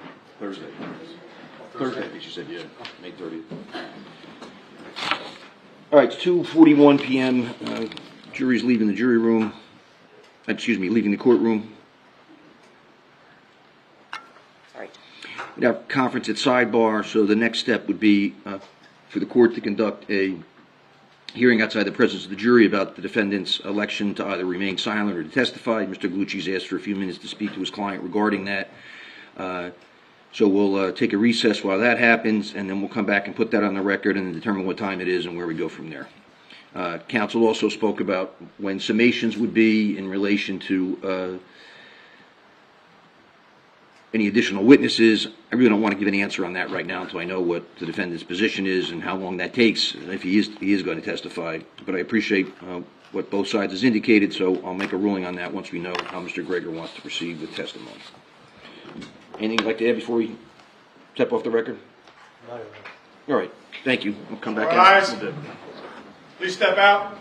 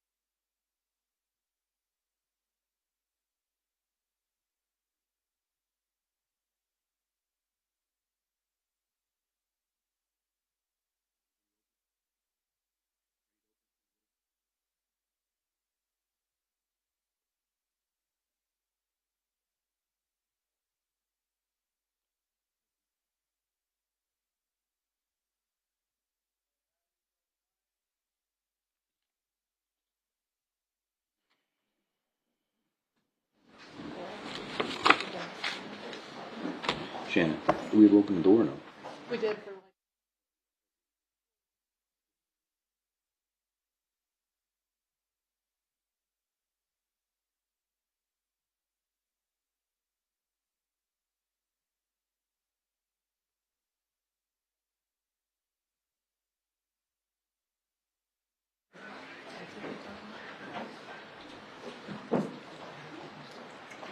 That's what happened to you before.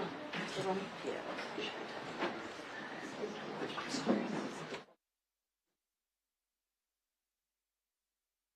3 p.m., we're back on the record. The jury is over in jury assembly. Mr. Gallucci, you have an opportunity to speak to your client about whether he would testify or not. I have none. Any objection if I have him sworn in for the purpose of me asking questions about that decision? No, Your Honor. Thank you. Mr. Gregor, would you please rise and raise your right hand? The court reporter will swear you in, sir. Do you solemnly swear the testimony you're about to give in this proceeding will be the truth, the whole truth, and nothing but the truth? I do. Mr. Gregor, are you under the influence of any alcohol, drugs, or medication? No, Your Honor. You understand you have a right to testify in this case in your own defense. Conversely, you also have a corresponding right to remain silent and not testify in this case. Do you understand both of those rights? I understand. Have you had a full and fair opportunity to meet with your attorney to go over that decision? Yes. If you elect not to testify and thereby exercise your constitutional right to remain silent, no one may comment to the jury on your decision not to testify. Not me, and especially not the prosecutor. Do you understand that? I do, Your Honor. If you decide not to testify, there is a charge I would give to the jury with your consent. That charge would be, quote, as you know, Christopher Gregor elected not to testify at trial. It is his constitutional right to remain silent. You must not consider for any purpose or in any manner in arriving at your verdict the fact that Christopher Gregor did not testify. That fact should not enter into your deliberations or your discussions in any manner at any time. Christopher Gregor is entitled to have the jury consider all evidence presented at trial. He is presumed innocent whether or not he chooses to testify. Do you understand that charge? I do. If you choose to testify, the state would be permitted to cross-examine you. In other words, you wouldn't be able to revoke your decision after you testified on direct and not be subject to cross-examination. Do you understand that? Yes, Your Honor. After having met with your attorney and discussed the matter, let me back up. I also previewed this with you last week as well to give you notice I was going to have this hearing with you. Is that right? Yes. And between then and today, have you had time to consider what decision you want to make? I have. And you understand this is a decision that's personal to you. You're certainly expected to consult with your attorneys, but ultimately the decision whether you elect your right to remain silent or elect your right to testify is your decision. Do you understand that? Yes, Your Honor. And have you reached a decision, Mr. Gregor? I have. And at this time, can you tell me what that is? I will not testify, Your Honor. Mr. Gallucci, are you satisfied that your client is making that decision knowingly and voluntarily? He is, Your Honor. Mr. Gregor, do you feel forced or pressured by anyone to elect not to testify and to remain silent? No.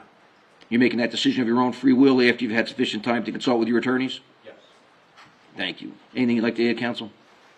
Your Honor, I have, as is known, spent many days down here in Ocean County meeting with my client and prepping him to testify. He has been very truthful with me all along about his desire to or not to testify. We've gone through it at length. I prepared him last week, and then, as you know, I became ill. I was still in communication with his family, and his family was in communication with him during that time.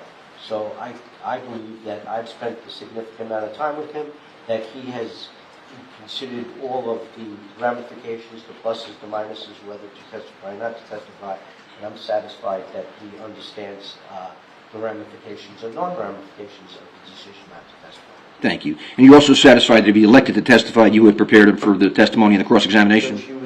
Not only was he prepared, but I was prepared to do direct examination, and I was also prepared to encounter a cross. Hold on, my co-counsel.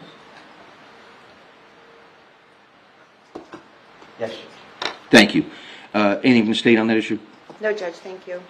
All right, so do you want me to bring the jury back? Or like this, let me back up. Is there already any other defense witnesses? There are no other defense witnesses. There were 3 exhibits I want to enter into evidence before I rest, but... All right. Yeah. Well, why don't we do that now then? All right. I believe they are...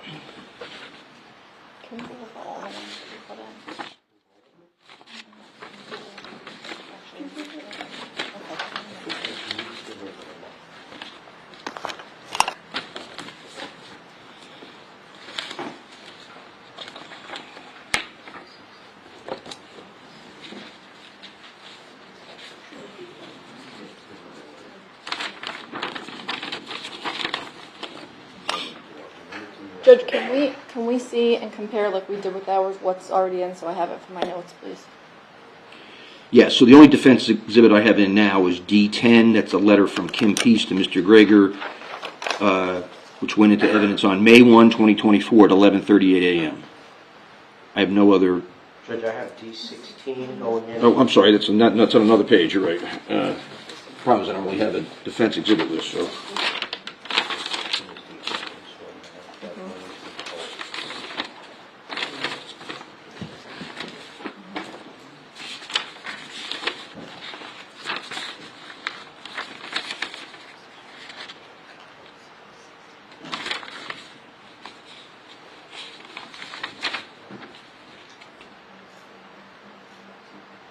Judge, What's D16, Madam Clerk? D16 was the Arkansas map Right. that went in through Sergeant Coles. Sergeant Coles. And today D17 went in Sergeant Murphy's body-worn camera. Sergeant Murphy's body on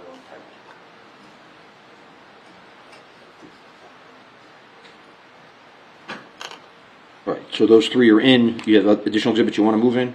Yes, Judge. D5. Do you want me to speak to the first? Is that what this is? D5 is the, if you remember, the state had put in a snippet of a conversation with Brianna, and I put in the rest of the conversation from D4. It was the conversation with, excuse me, I'm sorry.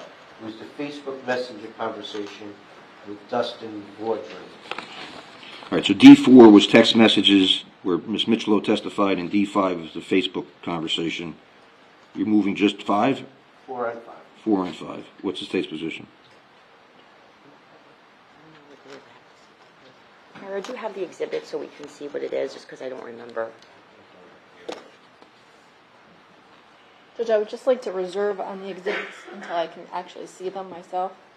I haven't had the chance to examine them, except Right, I mean- for both of us with a quick second before they were brought up. That would be almost a month ago, pretty much, that they were Yeah. testified to, so if we could pull those out.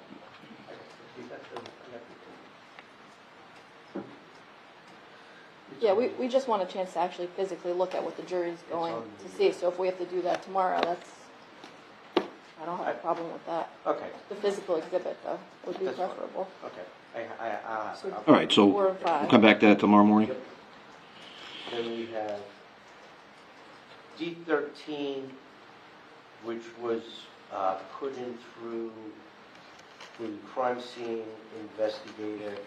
Sergeant Scuddy. Yep, it was a picture of Brianna Micciolo's bedroom with a ladder with the hole in the ceiling. Right, D11, 12, and 13 were photos of Ms. Micciolo's apartment that Sergeant Scuddy testified to. Judge, I don't have any problem with putting all three of those in, if you wanted to do complete. Weren't they the ones that were, didn't I say they were duplicative of the state's exhibits? The two of them, 11 and 12, were duplicative, 13 was not. All right. That's why I was asking for 13 to go in. Do you want to pull out 13, or do you have it? Do you want to reserve that for tomorrow morning so the state can see it? We can reserve that for tomorrow morning. I might have that there tomorrow. And Judge,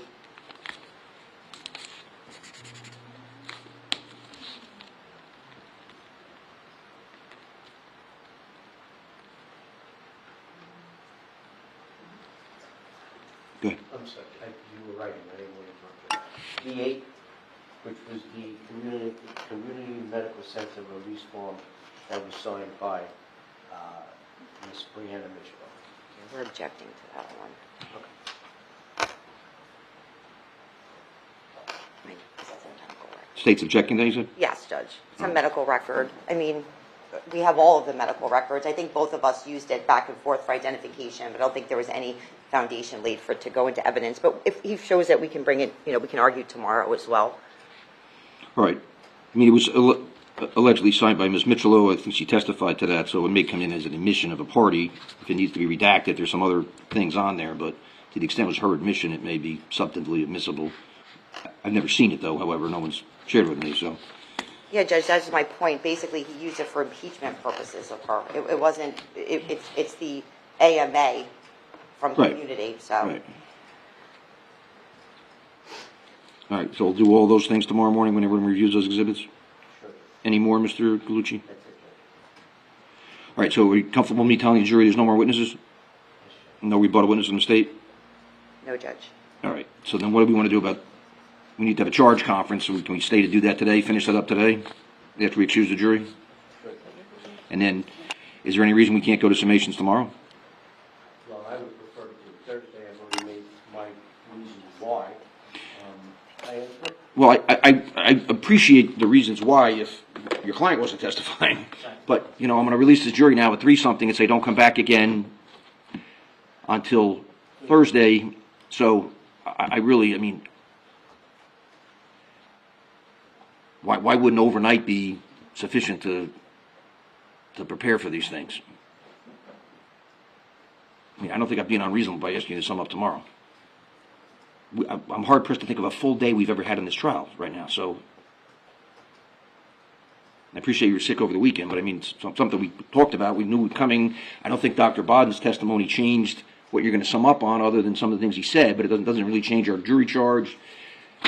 It's consistent with his report. There was no surprises, so everybody anticipated what that was going to be. So, I mean, if you want to put your reasons on the record again as to, but I mean, I appreciate that you were feeling ill over the weekend, but I don't know why tonight wouldn't be sufficient to be able to respond to that, because we have an issue on Thursday with one juror who's told us that she has to leave early for a wedding.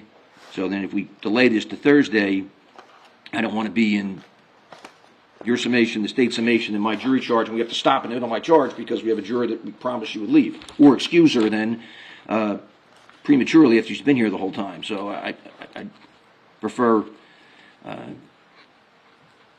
don't we tell them to come at 10 tomorrow and give you a little more time in the morning? Perfect. All right. Acceptable to state? Yes, Judge, thank you. All right, so then because we need to remove the part about, we need to keep the part in about the defendant's election not to testify, and then you wanted to address the state's case law on a potential lesser included on the second degree endangering. You able to do that today?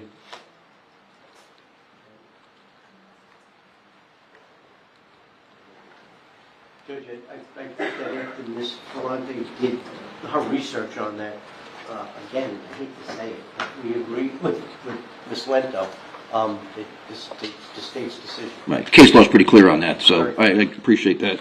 We had talked about a couple of cases on that, but State versus N, period, A, period, 355, New Jersey Super 143, an appellate division case from 2002 makes clear that both charges are not lesser included. They're similar. There's no basis to acquit on a second degree and then convict on a fourth degree. It's a prosecutorial decision to pursue the second degree, and unless there's some gross abuse of discretion or arbitrary conduct by the state, there's no basis for the judge to have the fourth degree presented to the jury.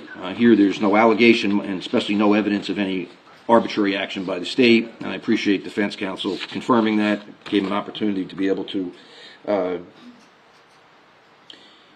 review that matter. So, and let me also just add too, with respect to Mr. Gregor, he's been in court with me now, obviously the whole trial, and for many months before that. I find he's alert and coherent. He's obviously not impaired or under the influence. He's represented by two very competent, experienced criminal defense attorneys. He's had a full and fair opportunity to meet with his attorneys. He's been aware all along that he had a constitutional right to either testify or, conversely, to exercise his right to remain silent. I find he's acting freely and voluntarily in choosing his right to remain silent, and that he's had sufficient opportunity to be prepared to testify on direct and cross if he had chose to testify today. And I accept that decision by the defendant as his own constitutional right to do so. All right, anything from the counsel before we bring the jury back over to excuse him for the day then? Judge, I'm going to ask, but I'm going to ask if we could have a missing witness charge as to Dr. Woodhouse. Judge, the state's objecting to that. That's a procedure that's supposed to be done at the end of the state's case, where the state has the opportunity to then call the witness. And to be quite honest, that's a witness that's available to both parties. The defense could have called that witness as well. So under the case law, that's not permitted. And even further, the same procedure is supposed to be followed even if counsel wants to comment it on their summation and not even ask for the charge. That's State versus Carter, 91 New Jersey, 86. A 1982 case that's also cited in State versus Irving, 114 New Jersey, 427. A 1989 case, and of course to Lowens, which references the procedure in its entirety as well, and that's 38 New Jersey, 162, a 1962 case.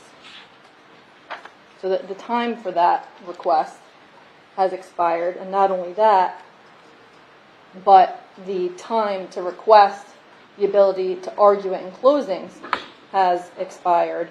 And in addition to that, like I previously stated, counsel is also in a position where they could have called Dr. Ragassa. We went over ad nauseum Dr. Ragassa's vacation schedule so that either party could call him before he left for the Philippines.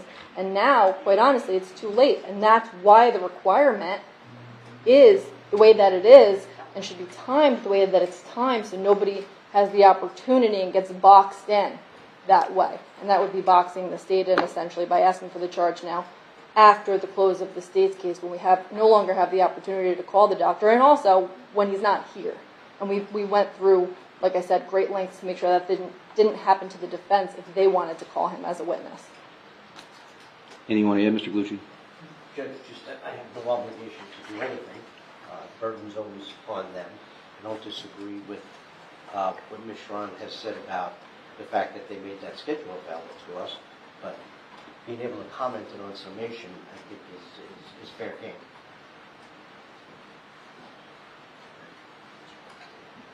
And Judge, I'm prepared with more case law and information if you need something written from me.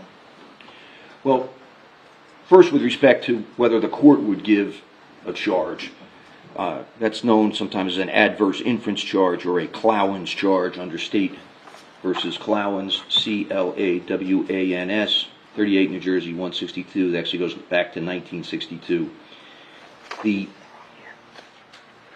case law requires that the party seeking the charge or comment must, before the opposing party rests, notify the trial judge and the opposing party outside the presence of the jury of the witness's name and indicate why that witness would have superior knowledge of the facts, and indicate that if the opposing party fails to call the witness, that at that point the proponent of the charge would seek an adverse inference.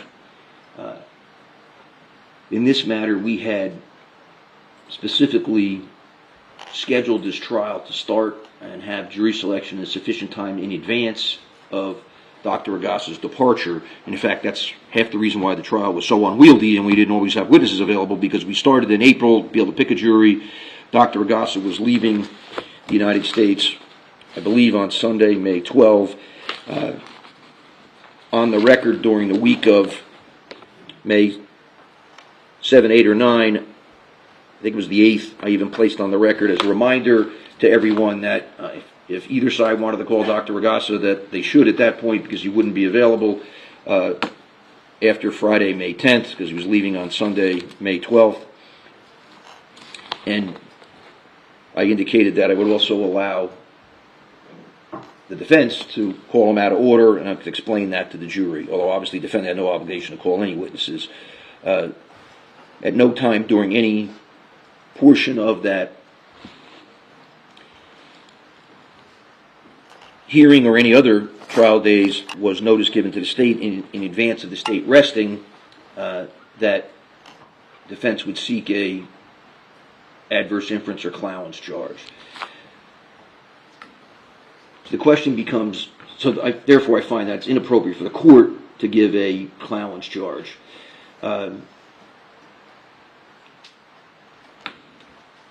Question becomes whether or not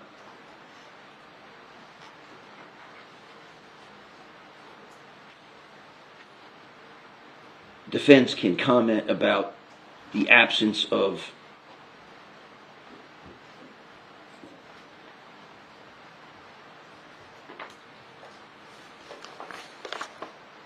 Dr. Ragassa as a witness. I mean, frankly, it's like the 800-pound elephant in the room. it's obvious that he did the autopsy. His name was probably mentioned more than any other person short of the defendant. All the experts were cross-examined on what Dr. Ragasa did and found, even though he didn't come in. So, first, it's highly likely that the jury already appreciates that the physician who was the medical examiner and did the autopsy did not appear. Secondly, particularly within the control of the state, he works for the Ocean County Medical Examiner's Office. He frequently is called to testify. The jury's already heard evidence that he initially determined the cause of death was undetermined, and in August of 2022, he modified his conclusion that the manner of death was a homicide after the state had obtained a report from Dr. Andrew. Dr. Bodden was specifically cross-examined on that on August 18, 2022, Dr. Ragasa changed his conclusion to a homicide, and that would be a little less than a year and a half after the child's death.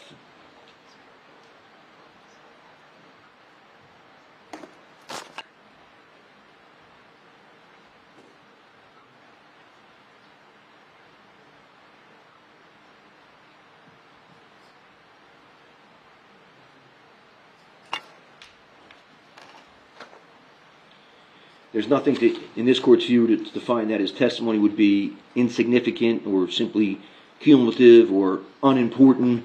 In fact, in this court's view, it would have been important because he did many of the things firsthand that the other experts testified to. So therefore, much of what came in from the autopsy was hearsay, but experts are permitted to testify about hearsay in situations where they rely upon it. It's natural for an expert witness to rely upon hearsay in the course of their functioning.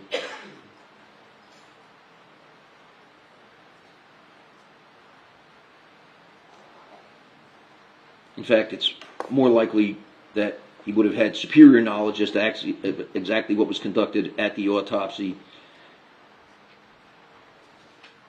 and his own findings.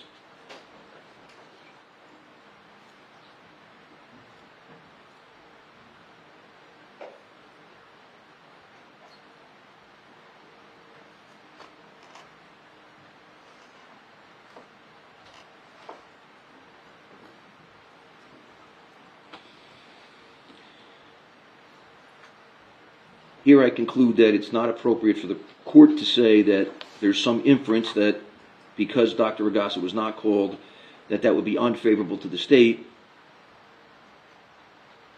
But I find it's at least appropriate for either side to mention that he wasn't called as a witness, because that's already out. The jury already understands it. The jury's already aware of it. We've already heard that Dr. Larkin, who's a medical examiner investigator, went to the hospital and ordered the CT scan. We've heard from Sergeant Scuddy about the autopsy, but we never heard from the medical examiner. So under those circumstances, I find that it really makes little difference if the defense is able to reference the absence of Dr. Ragasa as a witness. That being said, though, it would be inappropriate for either side to say in summations the things Dr. Ragasa would have said or would not have said unless it's already in evidence by some other witness. So, for instance, you can't add to those things that if Dr. Ragasa had testified, he would have said X, Y, and Z if that X, Y, and Z is not already in the testimony of Dr. Andrew or Dr.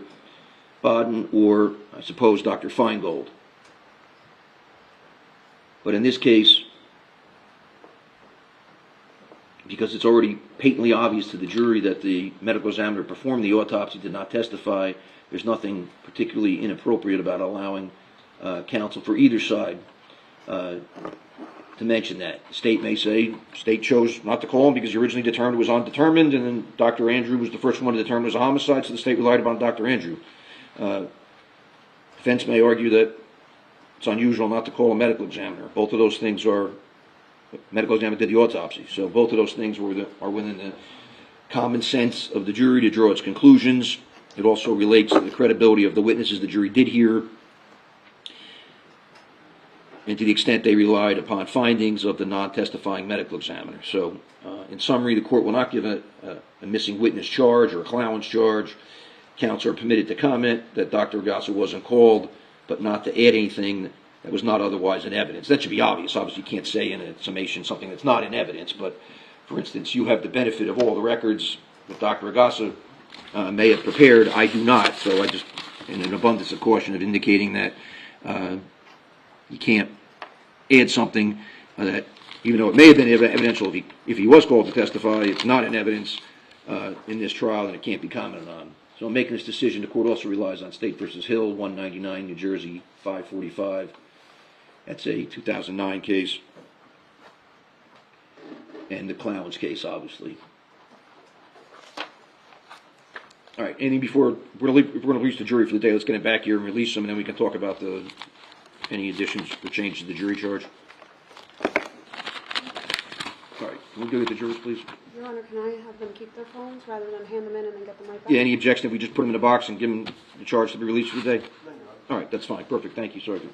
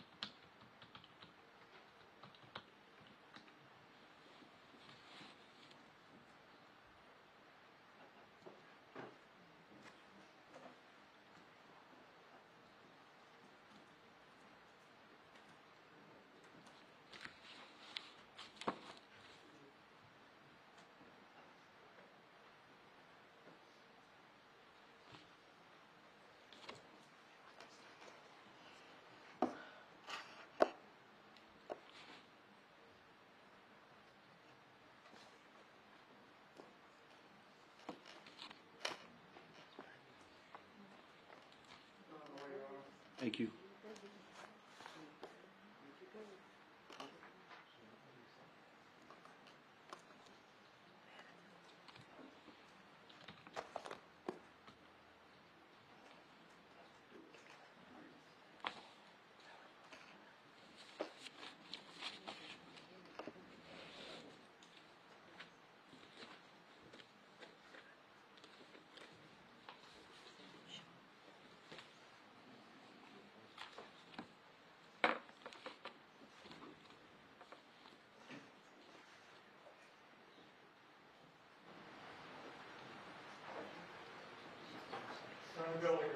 Great, thanks.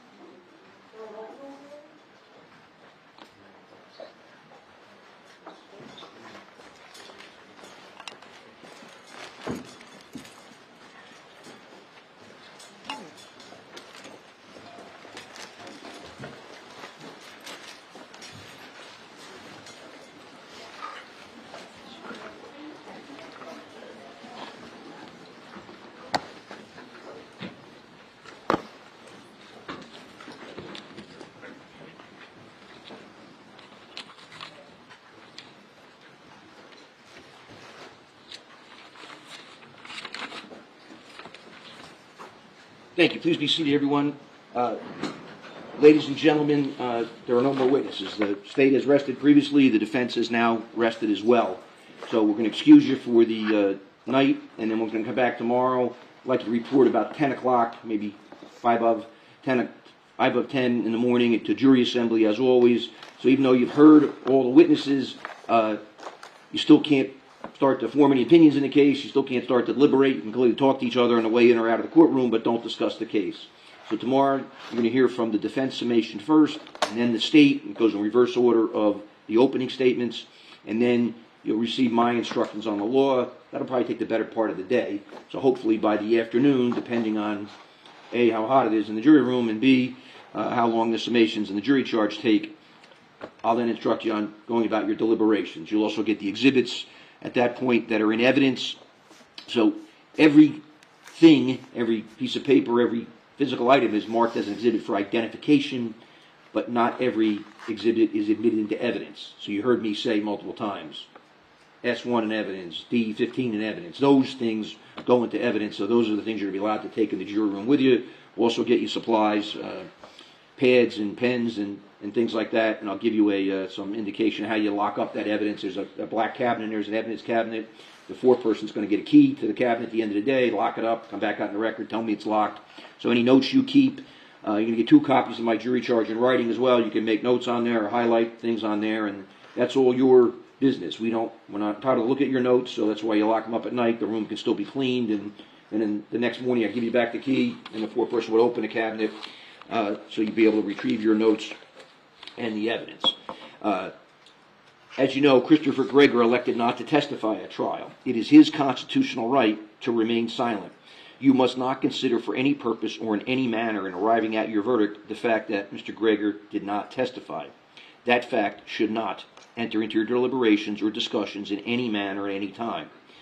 Christopher Gregor is entitled to have the jury consider all evidence presented at trial. He is presumed innocent whether or not he chooses to testify.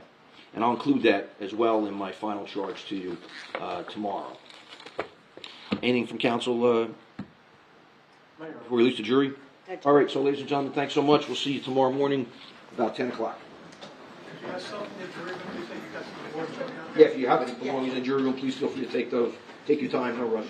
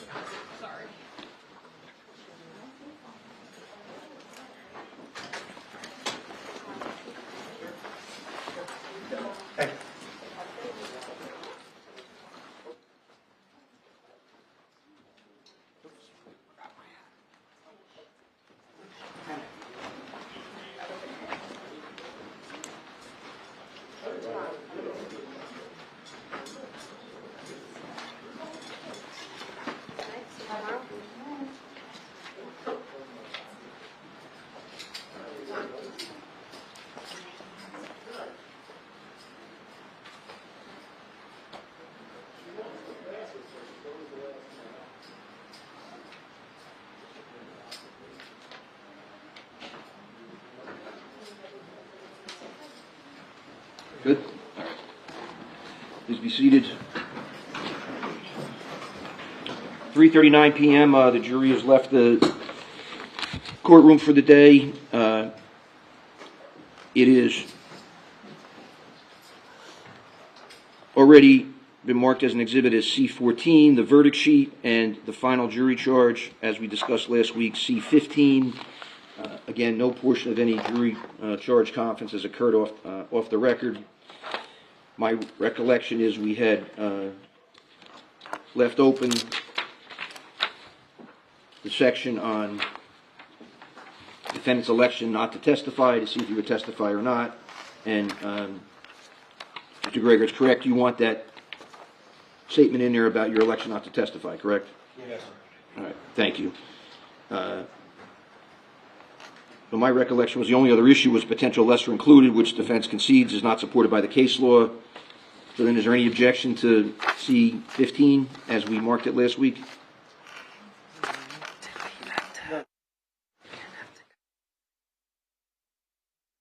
28 pages, it ends on the top of page 28. Anything further from the state as to C-15? Judge, we're just checking. Okay.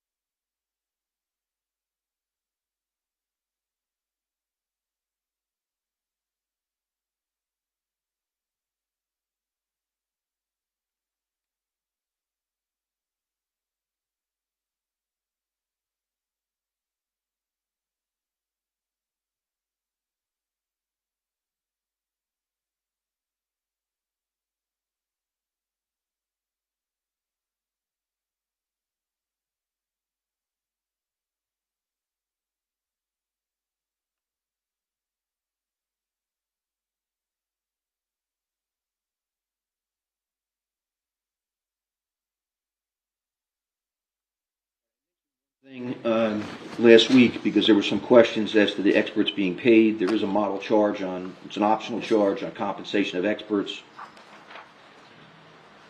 The charge reads, the expert witnesses who testified, of course, are paid for their work.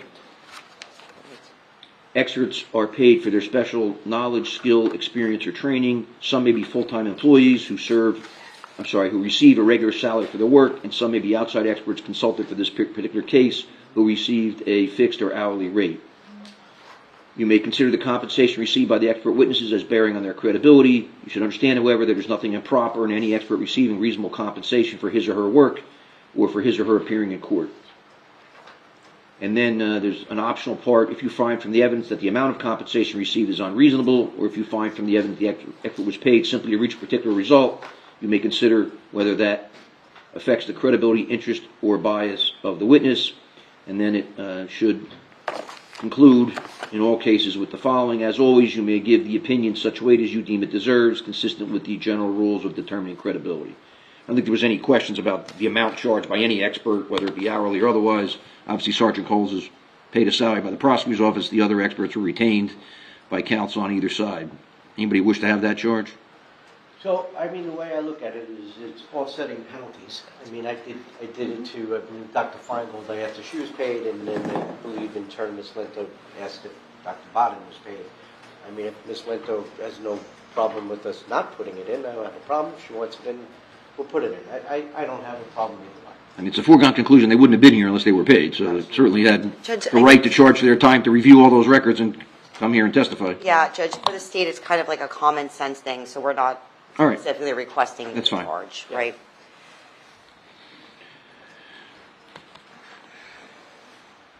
All right, any other issues with the jury charge then, C-15? No, this is fine the way it is. I don't think there was any objection.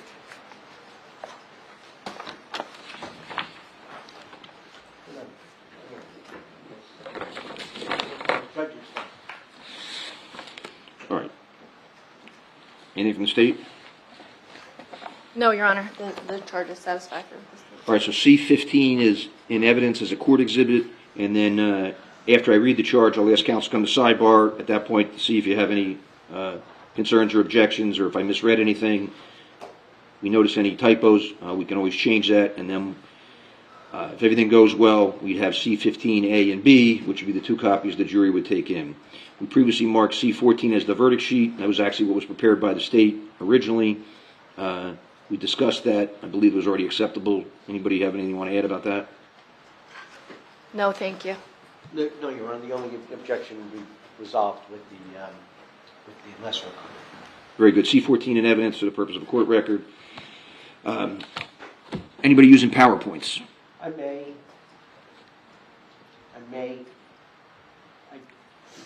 would say there's 10% chance. And the state like using the PowerPoint? Yes, Judge. All right, so my practice on the states is that after you're done, probably take a recess, you have an opportunity at that point to see the PowerPoint first to make sure there's nothing objectionable about it, but you don't have the opportunity to see it before you give your summation. Obviously, if it's something that could be said because it's appropriate argument on the evidence, it typically can be in the PowerPoint. Do you plan to quote extensively from testimony, from the transcripts? Judge, I don't think we have extensive quotes, but we do have a bunch of those text messages and whatnot, so we do have them all put into slides for the PowerPoint. So. The purpose of my question, though, is Yeah. really if when you do that, the jury then tends to ask for the transcripts. So I think we all agree that in New Jersey state court we don't give transcripts to jurors, even though in this case you have been ordering daily copy of the transcripts, at least the transcripts of the witnesses. Yeah, we do not have extensive, citing specifically what the witnesses said put up onto slides. You agree with that? We're not going to give the jury transcripts if they ask for it? Judge, I don't think any court will give a jury transcript. Right. Usually it's a readback. I assumed I would just bring my copy of the transcript, and if they ask for a readback, then the four of us will sit here Sure. and look through the transcripts. Fine. Right. My understanding is readback and as well as a video or audio playback need to be done in open court so that the jurors do not pick out some portion of it and overemphasize it. If they ask for a readback of a certain area, then we'll discuss what that would be if that comes up. And then in terms of any PowerPoint that Mr. Gallucci is going to use, I would give the state the same courtesy, not tonight, obviously, but a few minutes before we're about to start with your summation, the state would have an opportunity to look at it to make sure nothing was objectionable in it. Yes, Judge. All right. So if you could each bring a paper copy, then make that easier. If you can print out a paper copy of the PowerPoint so you can hand it to your adversary before summations. Will do, Judge. Thank you. Do you want a second TV? We talked about that, right? Yeah, we do, Judge. So I'd like everybody to be able to see the jurors. So then let's get a message to IT that we want a second TV hooked up so that this way, if the TV's not visible to everybody, it can also be played on that. It should be played on both TVs simultaneously. But I'm thinking maybe putting it at the foot of the jury box. That's what we were saying, Judge, maybe the TV over there, kind of in the Play corner in by both the, places. yeah. Right. This way it doesn't block anyone's view of the Yeah. jurors. All right, we should be able to get that set up. I had told the IT department that that was a very strong possibility for summations and that they should be ready for it.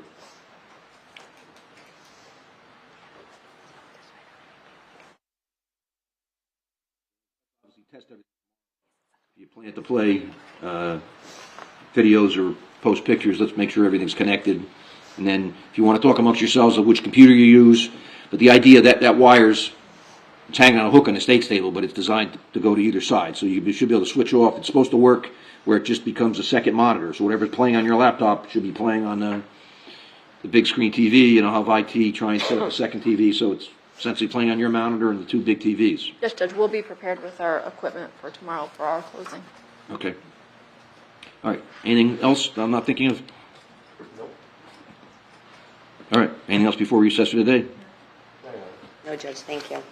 So we'll probably have, it was crowded today, we had pretty much a packed courtroom, there weren't a lot of empty seats, so there's been an overflow room designated every day. I don't know what that number is for tomorrow, but we'll post a sign on the door. I anticipate, obviously, tomorrow, a lot of people come to summations. So, Mr. Gregor's family should be allowed in. Sergeant Dugan's aware of this, the officers are aware of this. Ms. Micciolo and her immediate family would be allowed in. Other than that, it's basically a first come, first serve. But anybody who qualifies as victim status under the Victims' Rights Act and anyone who's immediate family of the defendant should be permitted in this courtroom. Otherwise, you'd essentially be watching from a Zoom connection in another courtroom if there's not sufficient space in this courtroom. All right, thanks so much, everyone. We'll see you tomorrow. All right.